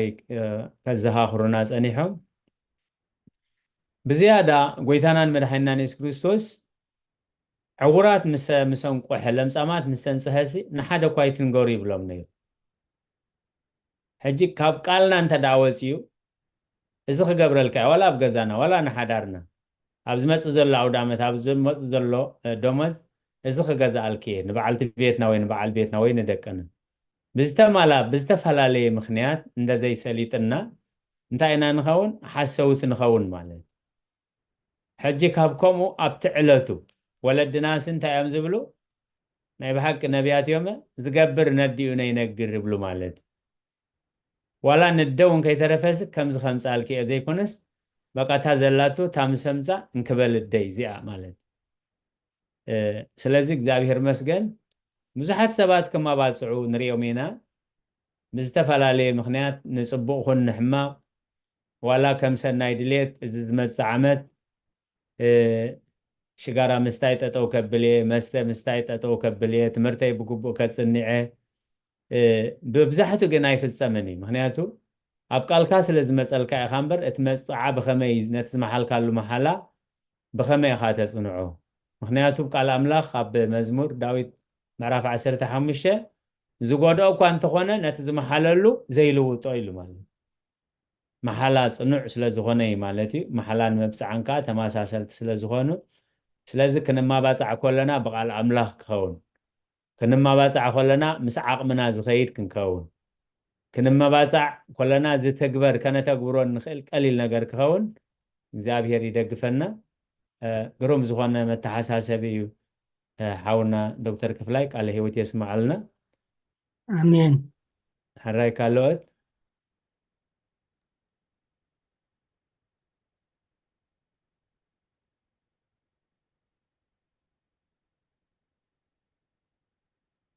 ካልኦት ካብቲ ናይ ሎሚ ሕቶ ርኢቶ ወይ ዘስተንተናዮ ስተንትኖ ኣቦና ኣና ሓንቲ ላትን እንድሕር ካልእ ሰብ ዘየለ ኮይኑ ክልተ ሰዓት ክኣክል ሞይለ ሓራይ ክርኢ እሞ ካልኦት ዘየለው ኢድ ሓፍ ኣቢሎም እንተልዮም ክርኢ እሞ ሓራይ ቀፅል ሂወት ሓፍትና ኣነ ከዓኒ ኣብቲኣ መምህር ተኽሉ ብዛዕባ እቲ ሞባሲ እቲ ጥራይ ናይ ሞባ ዘይኮነስ በገልግሎት ውን ኢሉ ገሊፁልና ኣብቲ 12 ውን ኣላ እቲ ኣገልግሎት እዚ ግብሪ እዚ ብብዝሕ ምስጋና ንኣምላኽ ፀብለል ይብል እምበር ጎደሎ እቶ ቅዱሳን ጥራይ ኣይኮነን ዝምልእ ሕጂ ብዚኣሲ ብደንቢ ገይሩ ገሊፁልና እዩ ወላቲ ዝኾነ ነገርሲ ተገዲድና ክንገብሮ ከም ዘይብልና ከምታ ሞባእ ልብና ክትግበር ኣለዋ ኢልና ንገብራ ንኣምላኽ ኢልና ንገብራ ደስ ኢሉና ንገብራ ብፍቶት ንገብራ ኣብቲ ሞባእ ጥራይ ዘይኮነሲ ኣብቲ ገልግሎት ውን ኢሉ ገሊፁልና ነይሩ መምህር ፅቡቅ ገይሩ ብጣዕሚ እዚኣ ክስተንትና ከለኹሲ ዋላ ኣብቲ ኣብ ያዕቆብ ምዕራፍ 2:14 ያዕቆብ ምዕራፍ 2:17 ውን እንታይ ኢሉ ኣሕዋተይ ሓደ ሰብ እምነት ኣላትኒ እንተበለ ግብሪ ግን ካብ ዘይትህልዎ እንታይ ይጠቅም እዛ እምነት እዚኣ ዶ ክትድሕኖ ትኽእል እያ ከምኡ ኣብታ 17 ከዓ ከምኡ ከዓ እምነት ግብሪ እንተ ዘይብላስ ርእሳ ምውቲኣ ሕጂ ኩሉ ግዜ እውን ክትምህሩና ከለኹም ክልቲኡስ ማዕረ ማዕረ ከም ዝኸይድ እቲ እምነትን እቲ ገልግሎትን እሞ እቲ ገልግሎት ክንገብሮ ከለና ከዓ ልክዕ ከምዛ ሕጂ ብዛዕባ ናይ ሞባእ ክንዛረባ ንመሃራ ፀናሕና ከምኣ ከም ዝኾነት ኢለየስተንቲነያ ብጣዕሚ ፅቡቅ ትምህርቲ ክንመሃር እዚኣ ዝተድልየና ምስ ዘለናዮ ኩነታት ሕጂ ዋላ ብዛ ቸርችና ክሪኣ ከለኹ ብዚ ናይ ቮለንቲሪ ክስታይ ገይረ ኣለኹ ሓደ ሓደ ግዜ እቲ ሰብ ስለዝኣቢ ስለዘየብል እቶም ኣሕዋት ሕጂ ኣለው ኣብቲ መምህር ዝምህሩ ከም ሕጂ መምህር ተኽሉ ኣብ ምሳኻትኩም ውዒሉ መኒሹ ከዓ ምህር ብዙሕ ነገር ካልኦት ውን ኣለዉ ኣብቲ ትምህርቲ እንዳምሃሩ ከሎ ኣብቲ ናይ ፓርኪን ኣገልግሎት ውን ነእትዎም ሕጂ እዚኣስ ፅቡቅ ጌርኩም ተተብሉና ነቲ ካልእ ዊንሲ ከብል ከም ዘለዎ ናይ ቤት ኣምላኽሲ ንዓኻ በረኸት ከም ዝኾነ እሞ ንሳ የስተንቲነያ ቴንኪዩ መምህር ተኽሉ ቦና ኩልኹም ቃለ ህይወት የስማዓልና ቃለ ህይወት የስማዓልና እዚ ፀጋ ኣብዚሕሎም ናይ ግብፂ ቤተክርስትያንሲ ነቶም ሰሞያ ብሞይኦም እያ እቲ ዕሽር ትቕበሎም ማለት እዩ ኣብቲ ዝረኣኽዎ ኣብቲ ዝነበርኩሉ ግዜ ኣብ ካይሮ ንኣብነት ሓደ ዶክተር ኣብ ክንዲ በቐጥታ ዕሽር ካብ ደሞዙ ዝኸፍል እታ ቤተክርስትያን ብሞይኡ ዕሽር ክኸፍል ነታ ቤተክርስትያን ነቲ ህዝቢ ከዓ ይርብሖ ማለት ስለዚ ሓደ ሕሙም ክረአ እንተኮይኑ ኣብቲ ሕክምናታት 10 ፓውንድ ኢጅፕት እንድሕር ዝኸፍል ኮይኑ እቲ ዶክተር ኣብ 2 ሰዓት እንድሕር ሰሪሑ ሰንበትሲ ክንደይ ሰባት ክርኢ እዩ ማለት ስለዚ እቲ ዝረአ ሰብ ብናፃ ይረአ እታ ቤተክርስትያን ከዓ 10 ፓውንድ ካብ ሓደ ሰብ ኣታዊ ትረክብ ማለት እዩ እቲ ናብ ካልእ ክኸፍሎ ዝነበረ እታ ቤተክርስትያን እቲ ሕሙም ብናፃ ይረአ ኣሎ እታ ቤተክርስትያን ከዓ ኣገልግሎት ትህብ ኣላ ማለት ካልእ ኣብቲ ሽዑ ዝነበርኮ ነቲ ቤተክርስትያን ክስራሕ ከሎ ኣብ ከምዚ ቦታ ቤተክርስትያን ክስራሕ መደብ ወፂሎ ምስ ተባህለ ነቶም ሰብ ፀጋ ኣኪቦም ነቶም ሰብ ፀጋ ነጊርናዮም ነቲ ቤተክርስትያን ሙሉእ መስርሒ ዝኣክል ተዳልየሎ ሕጂ ግን እቲ ዲዛይን ዝሰርሑልና ካብ ሰሞያ ካብቶም ኢንጂነራት ንዕኦም ሂብናዮም ኣለና ምስ ተባህለ እቶም ኢንጂነርታት ከዓ ተኣኪቦም ንሓደ ኢንጂነር ይህብዎ እዚ ኢሎም ሽዑ እቲ ፖፕ ሽኖዳ ክዛረቡ ከለው ኣብ ናይ ሞያ እንድሕር ኮይኑ ልዕሊ 5,000 ፓውንድ ኢጅፕት ዝወስድ እዩ ነዚ ዲዛይን ናይ ቸርች ምስራሕ ኢንጂነር ሓውና ኣከለ ዝተባህለ ግን ሸፊንዎ ኣሎ ኢሎም ማለት ካልእ ካብታ ኣነ ዝረኣኽቦ ኣቡና እግዚኣብሔር ነብሶም ይዕርፍ ኣቡነ ፊልጶስ ንሕክምና ኢሎም ምስ መፁ መስተሽፋ ሰላም ዝበሃል ሕክምና ናይ ሰላም ሕክምና ዝበሃል ማለት እዩ እቲ ዝነበርዎ ኣዝዩ ምዕቡሊት ሕክምና $100,000 በፂሑ ማለት እዩ ክፈልዎ ኢሎም ኣዚዞም ፖፕሽኖዳ ከፍልዎ ኢሎም ምስ ከዱ ግን ናይዚ ዓመት ዕሽረ እዩ ኢልዎም እቲ ዋና ሆስፒታል ማለት እዩ ባርኽዎ ከተመስግንዎ ቤተ ክርስቲያን መሐከሚ ንኣብነ ፊልጶስ 100,000 ወፃእ ገይራ ግን እቲ ዋና ሕክምና ከዓ ዕሽረይ ናይዚ ዓመት እዚዩ ኣነ ሸፊነዮ ኣለኹ ኢሉ ጸሎት ግበሩሎም ኢሎም ፖፕሽኖዳ ጸሎት ገይሮምሎም ስለዚ እቲ ናይ ሞያ ኣገልግሎት እታ ቤተክርስቲያን ትረብሕ እቶም ሰባት እውን ብሞዮኦም ናይ ኤሌክትሪክ ሞያ ዝሰርሑ ኣለውና ኣብዚ ናይ አይቲ ኩሉ ግዜ ዝሰርሑ ኣለውና እዚ ብዕሽር ብደሞዝ እንተዝፅብፀብ ነይሩ ክንደይ ምኾነ ናይ ህንፃ ሓለፍቲ ቤተክርስቲያን ተጀሚሩ ክሳብ ዝውዳእ በዓል መሓሪ ልዕለይ ስኻትኩም ትፈልጥዎም ኣብዚ ቤተክርስቲያን ብዙሓት ሰብ ሞያ ኣለዉ ብዙሓት ብሞዮኦም ከዓኒ ዘገልግሉ ኣለዉ ቤተክርስቲያን ከዓ ነዚ ከም ዕሽር ክትቆፅረሎም ከዓ ዓብ ነገር እቶም ዘይተሳተፍና ዘለና ከዓ በብሞያና ክንሳተፍ ብጣዕሚ ፅቡቅ ብዙሕ ግዜ ኣናውንስ ክገብሩ ከለውስ ናይ ከምዚ ናይ ኣታክልቲ ሞያ ዘለኩም ናይ ስእሊ ሞያ ዘለኩም ርኸቡና ተመዝገቡ ይበሃል እሞ እዚ በቲ ሞያና ንዓዮ እሞ ኣብ ቤተ ክርስቲያንና ከዓ እዚ ዓብ በረኸት ዕሽር ጥራይ ዘይኮነ ዓብ በረኸት እውን ኣለዎ ማለት ናይ ባሓቂ ቦና ቴንኪዩ ኣብኣ ንእግሪ መንገደይ እዚኣ ዝሓለፈት ኣውዳ ኣመት ናይ ልደት ብጣዕሚ እቲ ፅባሕ ሰንበት እውን ኣናውንስ ክንገብረሎም ኢና እቲኦም ፓርኪን ናይ ቮለንተሪ ፓርኪን ዝነበሩ እሞ ዝነበረ ቁሪ ዝነበረ ማይ ኩላህና ንፈልጣ ኢና ብጣዕሚ ኩሎም በቲ ነቶም ኣዴታት ፅላል እንዳገበሩ ማይ ከይሃርመን ማኪነን ብጣዕሚ መቸ መድሃንያለም ጥዑም ቤተክርስትያንና ከምቲ ክብልዎ ዝፀናሕኩም ኩሉ ተባረኸ እዩ ዘሎ ሞ ተመስገን መድሃንያለን ነቶም ዘይንብል ዘለና ከዓ ንዕኦም ርኢና ክስታይ ንግበር ማለት እዩ ቴንኪዩ ኣቦና ብጣዕሚ ፅቡቅ ሕራይ ካልኦት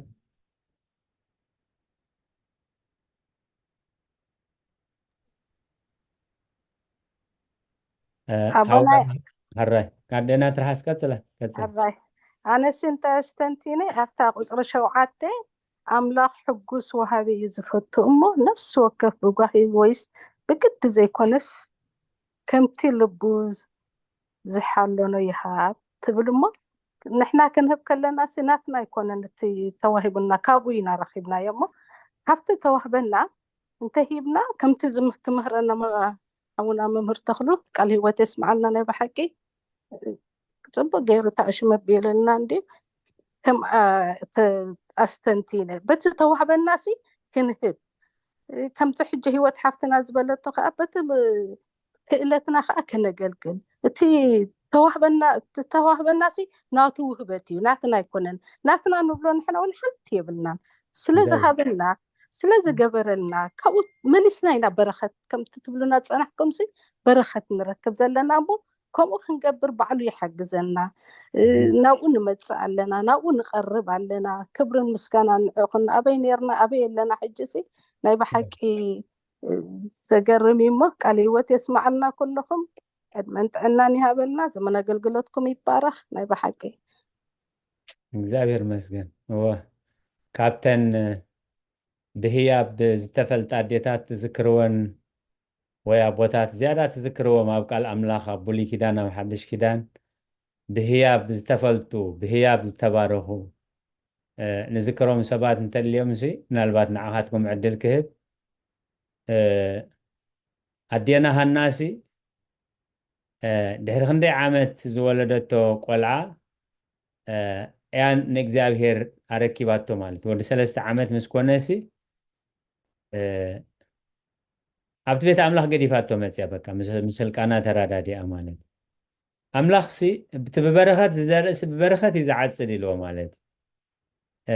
እንታይ ፀጊዋ መስለኩም እግዚኣብሔር ነዴና ሃናሲ ነታ መኻን 5 ውሉድ ንሓደ ሳሙኤል ደስ ኢልዋ ንኣምላኽ ምስ ረከበተስ ዘይተፀበየቶም እግዚኣብሔር 5 ውሉድ ሂብዋ ማለት سلازي قال أملاح كأتراي كابت بورسانا وزينا بسناتي من خفلو تراي زي كونس نحلنا مسواتي كمتي أدينا ترحس كأخقل سوسنها اتلنا نبلو ناتيو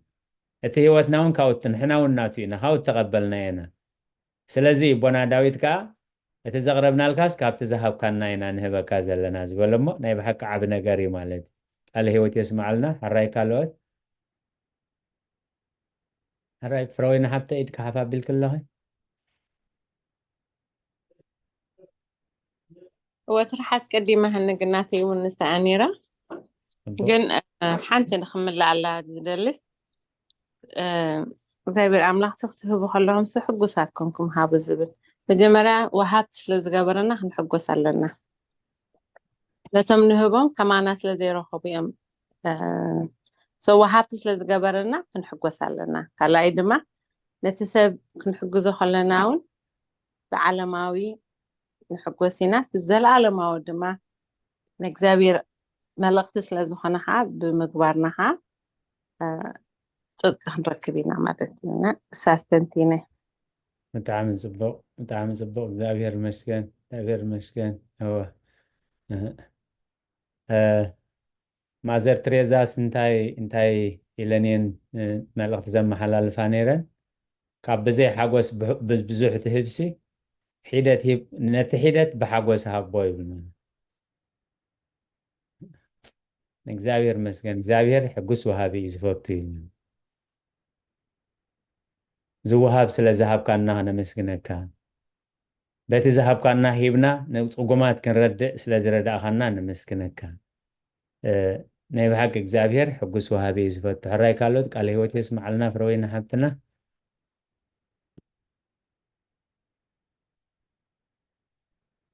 انت أتبل توانجيل هابو هو هابكم هابو هو هابكم دهر قدي لنا نشجر على ناسي تا مفتح نساء مالت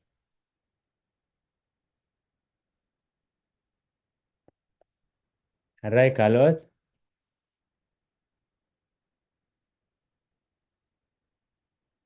أنا يمود أتعمل لقطن تايلي زادي موازلو تزي سلات تزي نقرو هباتو سلات تزي نقرو هباتو الزابر المسكين آمين نجزاء أملاخ سبحات يخون نويل سلات زي نقرو هباتو أملاخ سبحات يخون سلقالاتو جزاهر تمسكن يخون هراي كالوات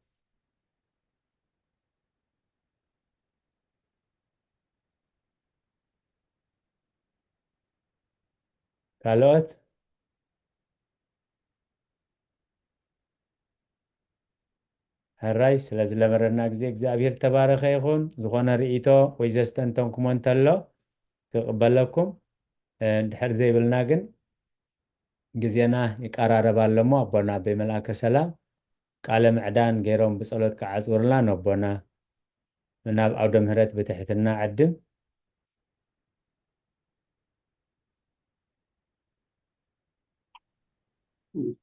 راي أبانا غني لي كلهم كما يوعلكم كما يمسيهم كما يكنيهم أبونا زمن أقل قلتكم بارخ أما قشا خلكم قشا كيبلكم نبتزلكم مخونكم سلازي حبركمنا سلازي معركمنا نمسكن جابير زمن أقل قلتكم بارخ بسلام بدحان دما تملسنا حاولنا ممهر تخلو دما كمتي زلمد كانا لمون بدحان مسيخا بسفيحو سلا زمهر كانان زغلص كالنان أملاخ مملشو مقلاصو يبزحلكا نتا معرف زنببكن حات كموين مزمور دزمر كلنا حفتنا تمنيت كلهم دما نتغن مارا زمسنا معرفخن ويدما نتتزمر مزمور بتقسي عسابكم كتبو زتردعكم دما ككافلنا زمسخن كلهم እግዚአብሔር ዘመን አገልግሎትኩም ይባርኽ እታ ቀንዲ ክንዛረበላ ዘምሰና ኩልና ከም ሕቶ ይኹን ከም ሓሳብ ይኹን ከም ርድኢት ይኹን እታ ናይ ህያብ ትብል እያ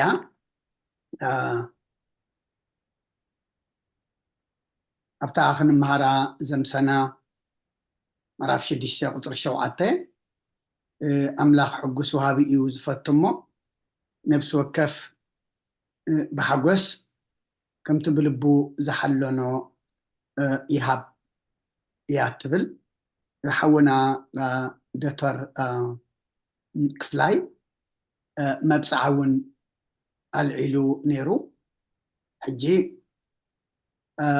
መባእ ዕሽር በኩራት መብፅዓ ክንብል ከለና መብፅዓ ካብ ዕሽርን ካብ መባእን ካብ በኩራትን ይፍለ እዩ መብፅዓ ትእዛዝ ኣይኮነን መብፅዓ ግዴታ ክትገብሮ ተመባፅዓ ዝብል ጽሑፍ የለን መብፅዓ ባዕልኻ ተኣትዎ ቃል እዩ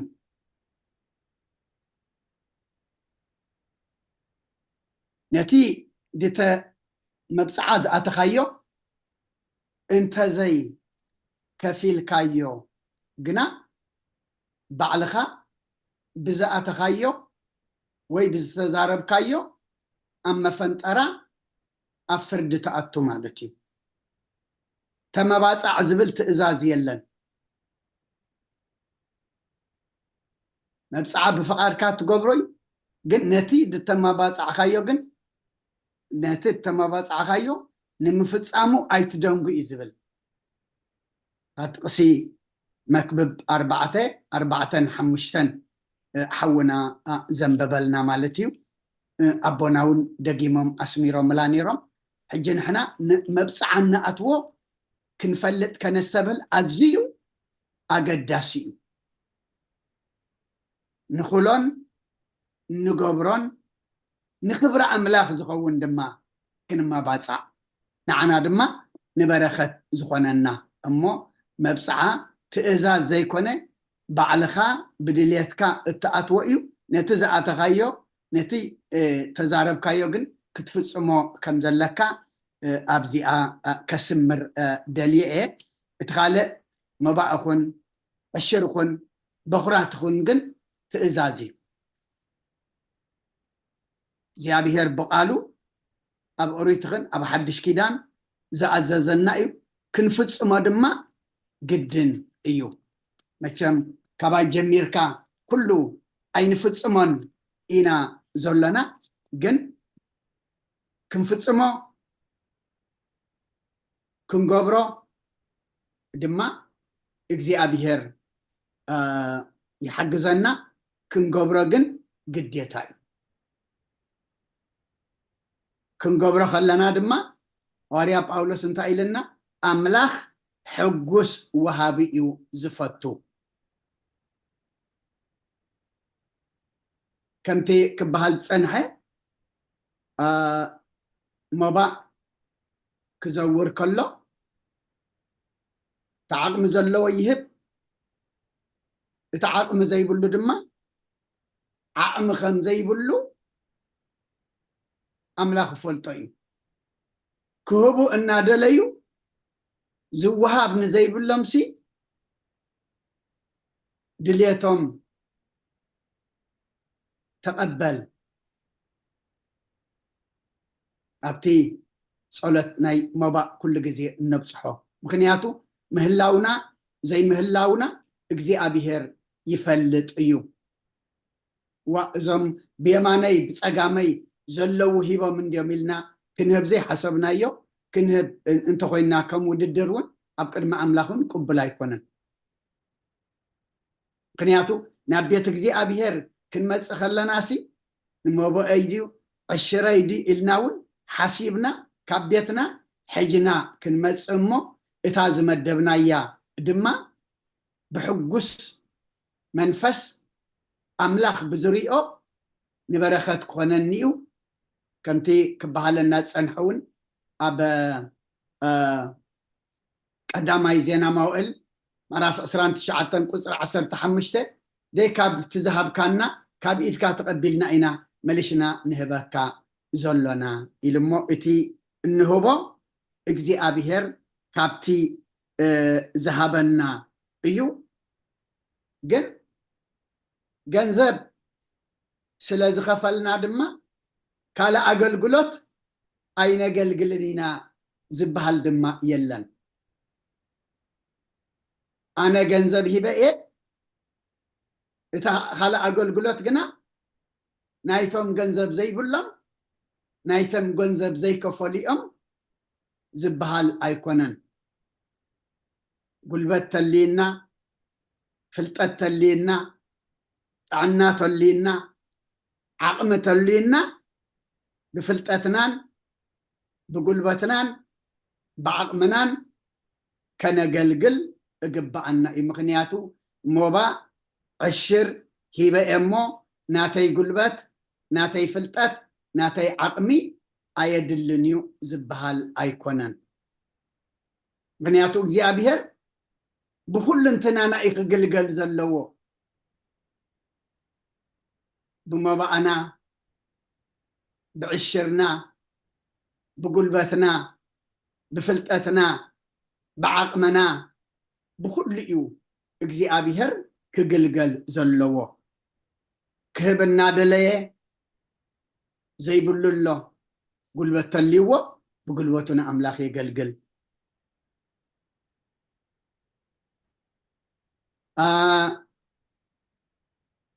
هيبو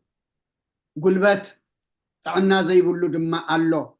بقلبت بهيابو نعملاخ يخبره زوهابن قلبتن تعنا نزلوخه بخلو بتزهبن بتتعنون بتقلبتن بتي فلطوتن دما نعملاخ كقلقل كله دما أمنتا إذا حصر أملاخ حقوس وهابي يو زفتو بأورمريم مليانات انتهبنا يون نأملاخ كان حقوسه أي نخلد إينا بوشتنا تحقوشنا دسيلنا إتا بعلتي كلتا سانتيم أب مصحف قدس تصحيفا زلا كلتا سانتيم قربين قل تنزل برعا نقيفة بمنتاي سلا زهابتيا بحقوس منفس سلا زهاوتيا ساغلتا سانتيم كتقمت كلا بزحات أشحات زهابو نيرم يوم زي أتوم كابتورفهم يوم هيبهم زي أجن إتا تنزل برعا كلنيا هبا حجي قدم إذا أدى إزيئة نأملخ لبا هباتو وشتا هباتو هوتا هباتو تحرد ما لباس لذهبت إتا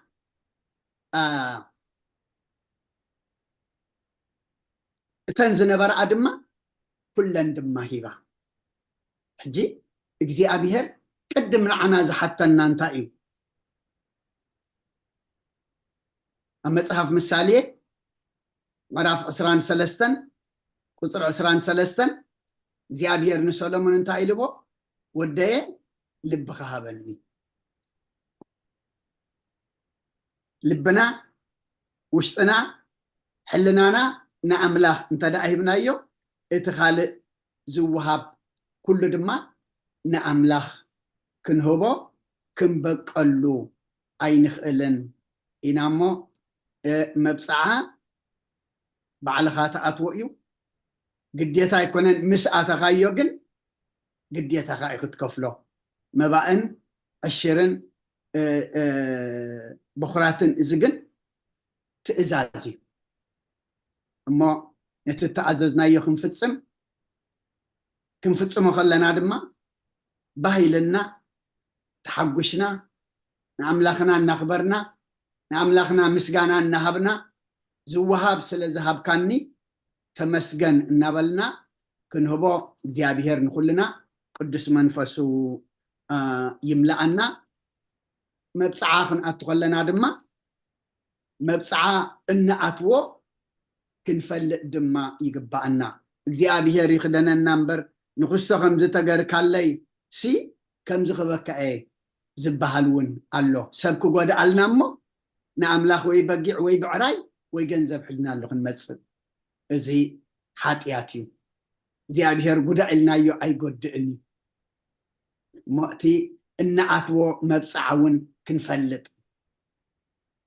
نبرخات زخوننا نردي زخوننا كون እግዚአብሔር نخلنا يحجزنا أبتي زحلفة زتمهرنايو كلا أي قرنطس معرف سلسته قصرت الشعتس انتاي زبل نيرو كألتنا كاب أملاخ دا ينبر كاب رأسنا قال خمزمصانا حنتكوا كنحسب أي كألناني كدق ما يتطرسي كألتنا كاب أملاخ دا ينبر كاب رأسنا قال خمزمصانا حنتكوا كنحسب أي كألنان أيو كألتي كألتكم هيابي هيابكم قلبتي قلبتكم فلتتي فلتتكم كل نجر كمن زغنا أيو كابا أملاخ زغنا أيو نحنا نبلا نجر يبلنان እግዚአብሔር ዝህበና እዩ በትዝሃበና በትተቀበልናዮ ተመሊስና ድማ ንዕኡ ክንገብረሉ በትዝሃበና ድማ ምድራዊ በረኸት ሰማያዊ ህይወት ክንረክብ እዩ አምላኽና ዝህበና እሞ ክእለትና ካብ ርእስና ዘይኮነ ካብ አምላኽ እዩ نحنا زمصانا يو نجر ولا حدا يلن ما بخمزي تردينا نقبر دما زيابير نخلنا يحجزنا سلخلو زيابير مسجانا يبصحيو كلكم دما زمن أقلقلتكم يبارخ ملاخنا بسلامة جميرو سلام سلزفت سمنا مسجانا نعيقن ما مدبنا بصلوت كنعصو كلنا حساب نصلوت حفن بال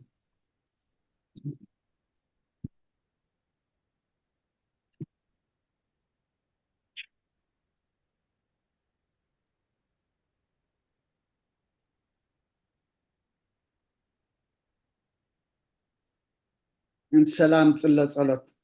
كم بحدش كل زحج እግዚአብሔር رب قويتانا مدحنا يسوع ክርስቶስ من سلام زحمت لكل زغنات قدس بيت كريستيان دمنا لنا قبل على حزب منانن بزح سلام كب وكل سلام سلطان له እግዚአብሔር አምላክና እዩ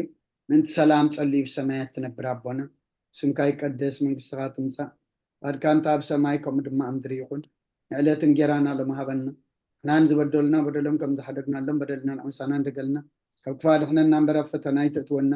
መንግስትን ኃይልን ክብርን ዘለዓለም ናትካ ኢማ አሜን ኦዝት የማርያም ناي قدس جبريل ملا سلام لك له لنا غدن قلي خبس قاخون دن قلي خي أدي جابير تبعت قويتا سراوي سلام لك له السغكاو أن السبرختي خي فركر سخون برخي وملتا تسقى جابير مساخي وفسة تدسولكي حتى أتنا سرير لنا نفت ودغي يسكر ساس من تانا محرت لمن لنا أمين ونخلت جابير المنا كان مالك كان لنا ونقول سلام حبنا واللي كان ناخذ معه جابيرات لنا سقى خونا فسلنا شكرا دفلت بعد أملاقي بلنا قدسم كان سمن نصوعنا لنا بسما يزل لك نسخة سلام كعبنا نفس كلنا حدر أبزع على من زمرنا من بارنا بسلام حلو وكل ما راحت نسبة سلطان بقدسم كان سلام حبه أبزريانا نزلوا مكاين تعذاب كان مخراب أما تاونا موسانا نزلوا قراتنا بكل سلام حلوه بودهم بعنا نوات كن نبرن كل سنة يملك خدمة ناخان جابير بنفرح بحياة ونت كن ركبن ክርስቶስ ምስኡንስ መንፈስ ቅዱስን ምስጋናን ጽንዓትን ብኡ ዘለካ ሎምን ኩሉ ሰዓት ንዘለ ዓለም ዓለም አሜን። ቅዱስ ቅዱስ ቅዱስ እግዚአብሔር አምላኽና ዝነበርካ ዘለኻ ኩሉ ሕሊፍካ ድማ ንዘለ ዓለም ዓለም ትነብር ካብ ምስራቅ ክሳብ ምዕራብ ካብ ሰሜን ክሳብ ደቡብ ስምካ ንዘለ ዓለም ዓለም ተመስገነ ይኹን። ንኽንጅምር ዘነቃቅሕካና ጀሚርና ንክንፍፅም ድማ ሓይሊ ስለ ዝሃብካና ስለ ዘይተፈለኻና ክብርን ምስጋናን ንዕኻ ይኹን። ጸለናየ ጸሎት ኣምላኽና ስኻ ትቕበሎ ስኻ ትሰምዖ ግበረልና። ዝተምሃርናዮ ቃልካ ድማ ስኻ ኢኻ ተዛሪብካና እሞ ክንሰምዖ ሰሚዕና ክንገብረሉ ገርና ክንጸድቀሉ ሰሚዕና ናትካ ክንኮነሉ ተኣዘዝናዮ ክንፍፅመሉ ድማ ንስኻ ሓግዘና። ክንመሃሮ ዘለና ቃልካ ኣምላኽና ፈራዲና ዘይኮነ ሳይ ደኣ ገጽካ መርኣይ ግበረልና። ነዚ ጉባኤ እዚ ኣዝኻ ባርኸልና። ነቶም ኣብ ርሑቕ ኣብ ቀረባ ዝተፈላለዩ ኮይኖም ዝካታተሉ ድማ እግዚኣብሔር ኣምላኽና ጥዕና ሃበልና። ከምዚ ጉባኤ ንዓና ከፊትካልና ዘለኻ ንዘይብሎም ሃበልና። እዚ ጉባኤ እዚ ድማ ኣምላኽና ናብ ሰማያ ጠሚቱ ኣብ ጉባኤ ቅዱሳን ዝሕብር ጉባኤ ይግበረልና። ዝወፈሩ ድሓን የእትወልና ዝገሹ ድሓን ምለሰልና። ትህወኽ ዘላ ዓለምና ድማ ሰላም ካውርደላ። ኣቲናዮ ዘለና ዘመን ድማ ፍቓድካ ንፍፅመሉ ተኣዘዝናዮ ነማልኣሉ ግበረልና። ቅዱስ እግዚኣብሔር ኣምላኽና ብርሃነ ልደትካ ብድሓነ ሰላም ከም ዘብፅሕኻና ብርሃነ ጥምቀትካ ድማ ብድሓነ ሰላም ኣብፅሓና። ክሳዕ ሕጂ ምሳና ዘለኻ ተመስገን። ተረፈ ህይወትና ከይትፍለየና ድማ ንምዕቀበካ ብናይ ኣዴና ቅድስቲ ድንግል ማርያም ኣመላድነት ብናይ መላእኽቲ ተራዳእነት ብናይ ነቢያትን ሃዋርያትን ጻድቃንን ሰማዕታትን ጸሎት ኣይትፈለየና። ከምቲ ንሃዋርያት ዝመሃርካዮም ኣብ ሰማያት ትነብር ኣቦና እናበልና ንፅዋዓካ ኣለና። ስምካ ይቀደስ፣ መንግስትኻ ትምፃእ፣ ፍቓድካ እንተ ኣብ ሰማይ ከምኡ ድማ ኣብ ምድሪ ይኹን። ናይ ዕለት እንጀራና ሎሚ ሃበና፣ ንሕና ንዝበደሉና በደሎም ከም ዝሓደግናሎም በደልና ንዕሳና እንትገልና ክፉ ኣድሕነና እምበር ኣብ ፈተና ይተእትወና። መንግስትን ሓይልን ክብርን ንዘለዓለም ናትካ ኢማ ኣሜን። ኦ ዝትየ ማርያም ብናይ ቅዱስ ገብርኤል መልኣክ ሰላምታ ሰላም ለክለኹ ህልናኸ ድንግል ኢኺ ስጋኸ እውን ድንግል ኢኺ ኣደ እግዚኣብሔር ፅባቐት ጎይታ ሰራዊት ሰላም ለክለኹ ንስኺ ካብ ኣንስቲ ብርክቲ ኢኺ ረከርስኹም ብርኹ እዩ። ኦ ምልእተ ጸጋ እግዚኣብሔር ምሳኺ እዩ። ኦ ፍስቲ ደስ ይበልኪ ሓጢኣትና ክሰርየልና ናብ ፍቲ ወድኺ ኢየሱስ ክርስቶስ ምእንታና ምሕረት ለምንልና ኣሜን። ይፍታህ ወይ ስረይ እግዚእነ ኣምላክነ ወዳነ ኢየሱስ ክርስቶስ ካኒቀ ጋና ሰሪያት ቀደምሳሲ አበሳ ወልዱ ለብሩ ከሳቴ ብርሃን አንቱም አብየ ካናት ወይ ዲያቆናት ሮን ሳይርጎ ጻናት በበስምክሙ ኩንፍታነውን ጻነ ይረስየንስ ኩሉዋን ሰማያት ዚዮ መሐረነ ክርስቶስ መል 12 ዚዮ መሐረነ ክርስቶስ ዚዮ መሐረነ ክርስቶስ ዚዮ መሐረነ ክርስቶስ ዚዮ መሐረነ ክርስቶስ ዚዮ መሐረነ ክርስቶስ ዚዮ መሐረነ ክርስቶስ ዚዮ መሐረነ ክርስቶስ ዚዮ መሐረነ ክርስቶስ ዚዮ መሐረነ ክርስቶስ ዚዮ መሐረነ ክርስቶስ ዚዮ መሐረነ ክርስቶስ ዚዮ መሐረነ ክርስቶስ ከምውን በእንተ እግዝእትነ ማርያም መሐረነ ክርስቶስ መል 12 በእንተ እግዝእትነ ማርያም ክርስቶስ በእንተ እግዝእትነ ማርያም ክርስቶስ በእንተ እግዝእትነ ማርያም መሐረነ ክርስቶስ በእንተ እግዝእትነ ማርያም መሐረነ ክርስቶስ በእንተ እግዝእትነ ማርያም ክርስቶስ በእንተ እግዝእትነ ማርያም መሐረነ ክርስቶስ በእንተ እግዝእትነ ማርያም መሐረነ ክርስቶስ በእንተ እግዝእትነ ማርያም መሐረነ ክርስቶስ በእንተ እግዝእትነ ማርያም መሐረነ ክርስቶስ በእንተ እግዝእትነ ማርያም መሐረነ ክርስቶስ በእንተ እግዝእትነ ማርያም መሐረነ ክርስቶስ በእንተ እግዝእትነ ማርያም መሐረነ ክርስቶስ ጸጋ ጎይታና ኢየሱስ ክርስቶስን ፍቅሪ እግዚአብሔር አቦን ሕብረት መንፈስ ቅዱስን ኣብ ልዕለይን ኣብ ልዕሊ ኩልኩምን ኣብ ልዕሊ ኣብዘዝ ዘሎናዮ ቦታን ዕፅፍን ድርብን ኮይኑ ይውረድ። ክብርን ምስጋናን ኣምላኽ ይኹን። ንኩልኩም ድማ ዘመን ኣገልግሎትኩም ይባርኽ፣ ጉልበትኩም የጽንዓዮ፣ ብሩኽ ለይቲ ግበረልና። ቃል ህይወት የስማዕልና ቦና ኩልና አሜን። ቃል ህይወት የስማዕልና ኩልና ስማዕልና። ስለዝነበረና ናይ ትምህርቲ ግዜ እግዚአብሔር ዝተመስገነ ይኹን። ቃለ ህይወት የስማዕልና፣ ብሩኽ ለይቲ። አሜን። ቃል ህይወት የስማዕልና አላህና ቃል ህይወት የስማዕልና ቃለ ህይወት የስማዕልና፣ ብሩኽ ለይቲ። አሜን አሜን አሜን። ኩልኩም ነቲ እግዚአብሔር ነቲ ቅዱስ ቤተክርስትያን ትህቦ ኣገልግሎት ብዓንቃ ኣድዎን ብጥብዓትን ክትከታተልዎ ግዜኹምን ስራሕኩምን ኣዋሂድኩም ኣብዛ ሓቢርኩምና ዘምስኹም እተብሕብኦ ዝርኢ እግዚአብሔር ሴተ ጻድቃን ኣስበተ ፍታ ንኽፈልኩም ተሓስብዎ ኩሉ ሰናይ ነገር እግዚአብሔር የስልጠልኩምን ይቕንዓልኩምን ከምቲ ሰናይ ፍቓዱ ኮይኑ ኣበሳናን በደልናን ከይጸብጸበ ብዓይኑ ምሕረቱ ጠሚቱ ብድሓነ ሰላም ዓቂቡ ኣብዚ ጉባኤ እዚ ክንሳተፍ ዝፈቐደልና ነዝመፅእ ጉባኤ ብድሓነ ሰላም ፀኒሕና كنساتو فقانا إكزابير قدس فقادي هنالنا سلام ليتي بسلام كأرخبنا آمين أنا سلام كأمسنا آمين ذكرنا كلكم آمين قال هيوت يسمعنا دحنا مسيو بوتاتنا آمين كلها نقل هيوت يسمع لنا سلام هيوت تملك يسمعنا. مرقيت أمنا مرقيت آمين سلام تملكسو سلام نسوم آمين آمين صلاتكم صلاة دك حلال ردأنا آمين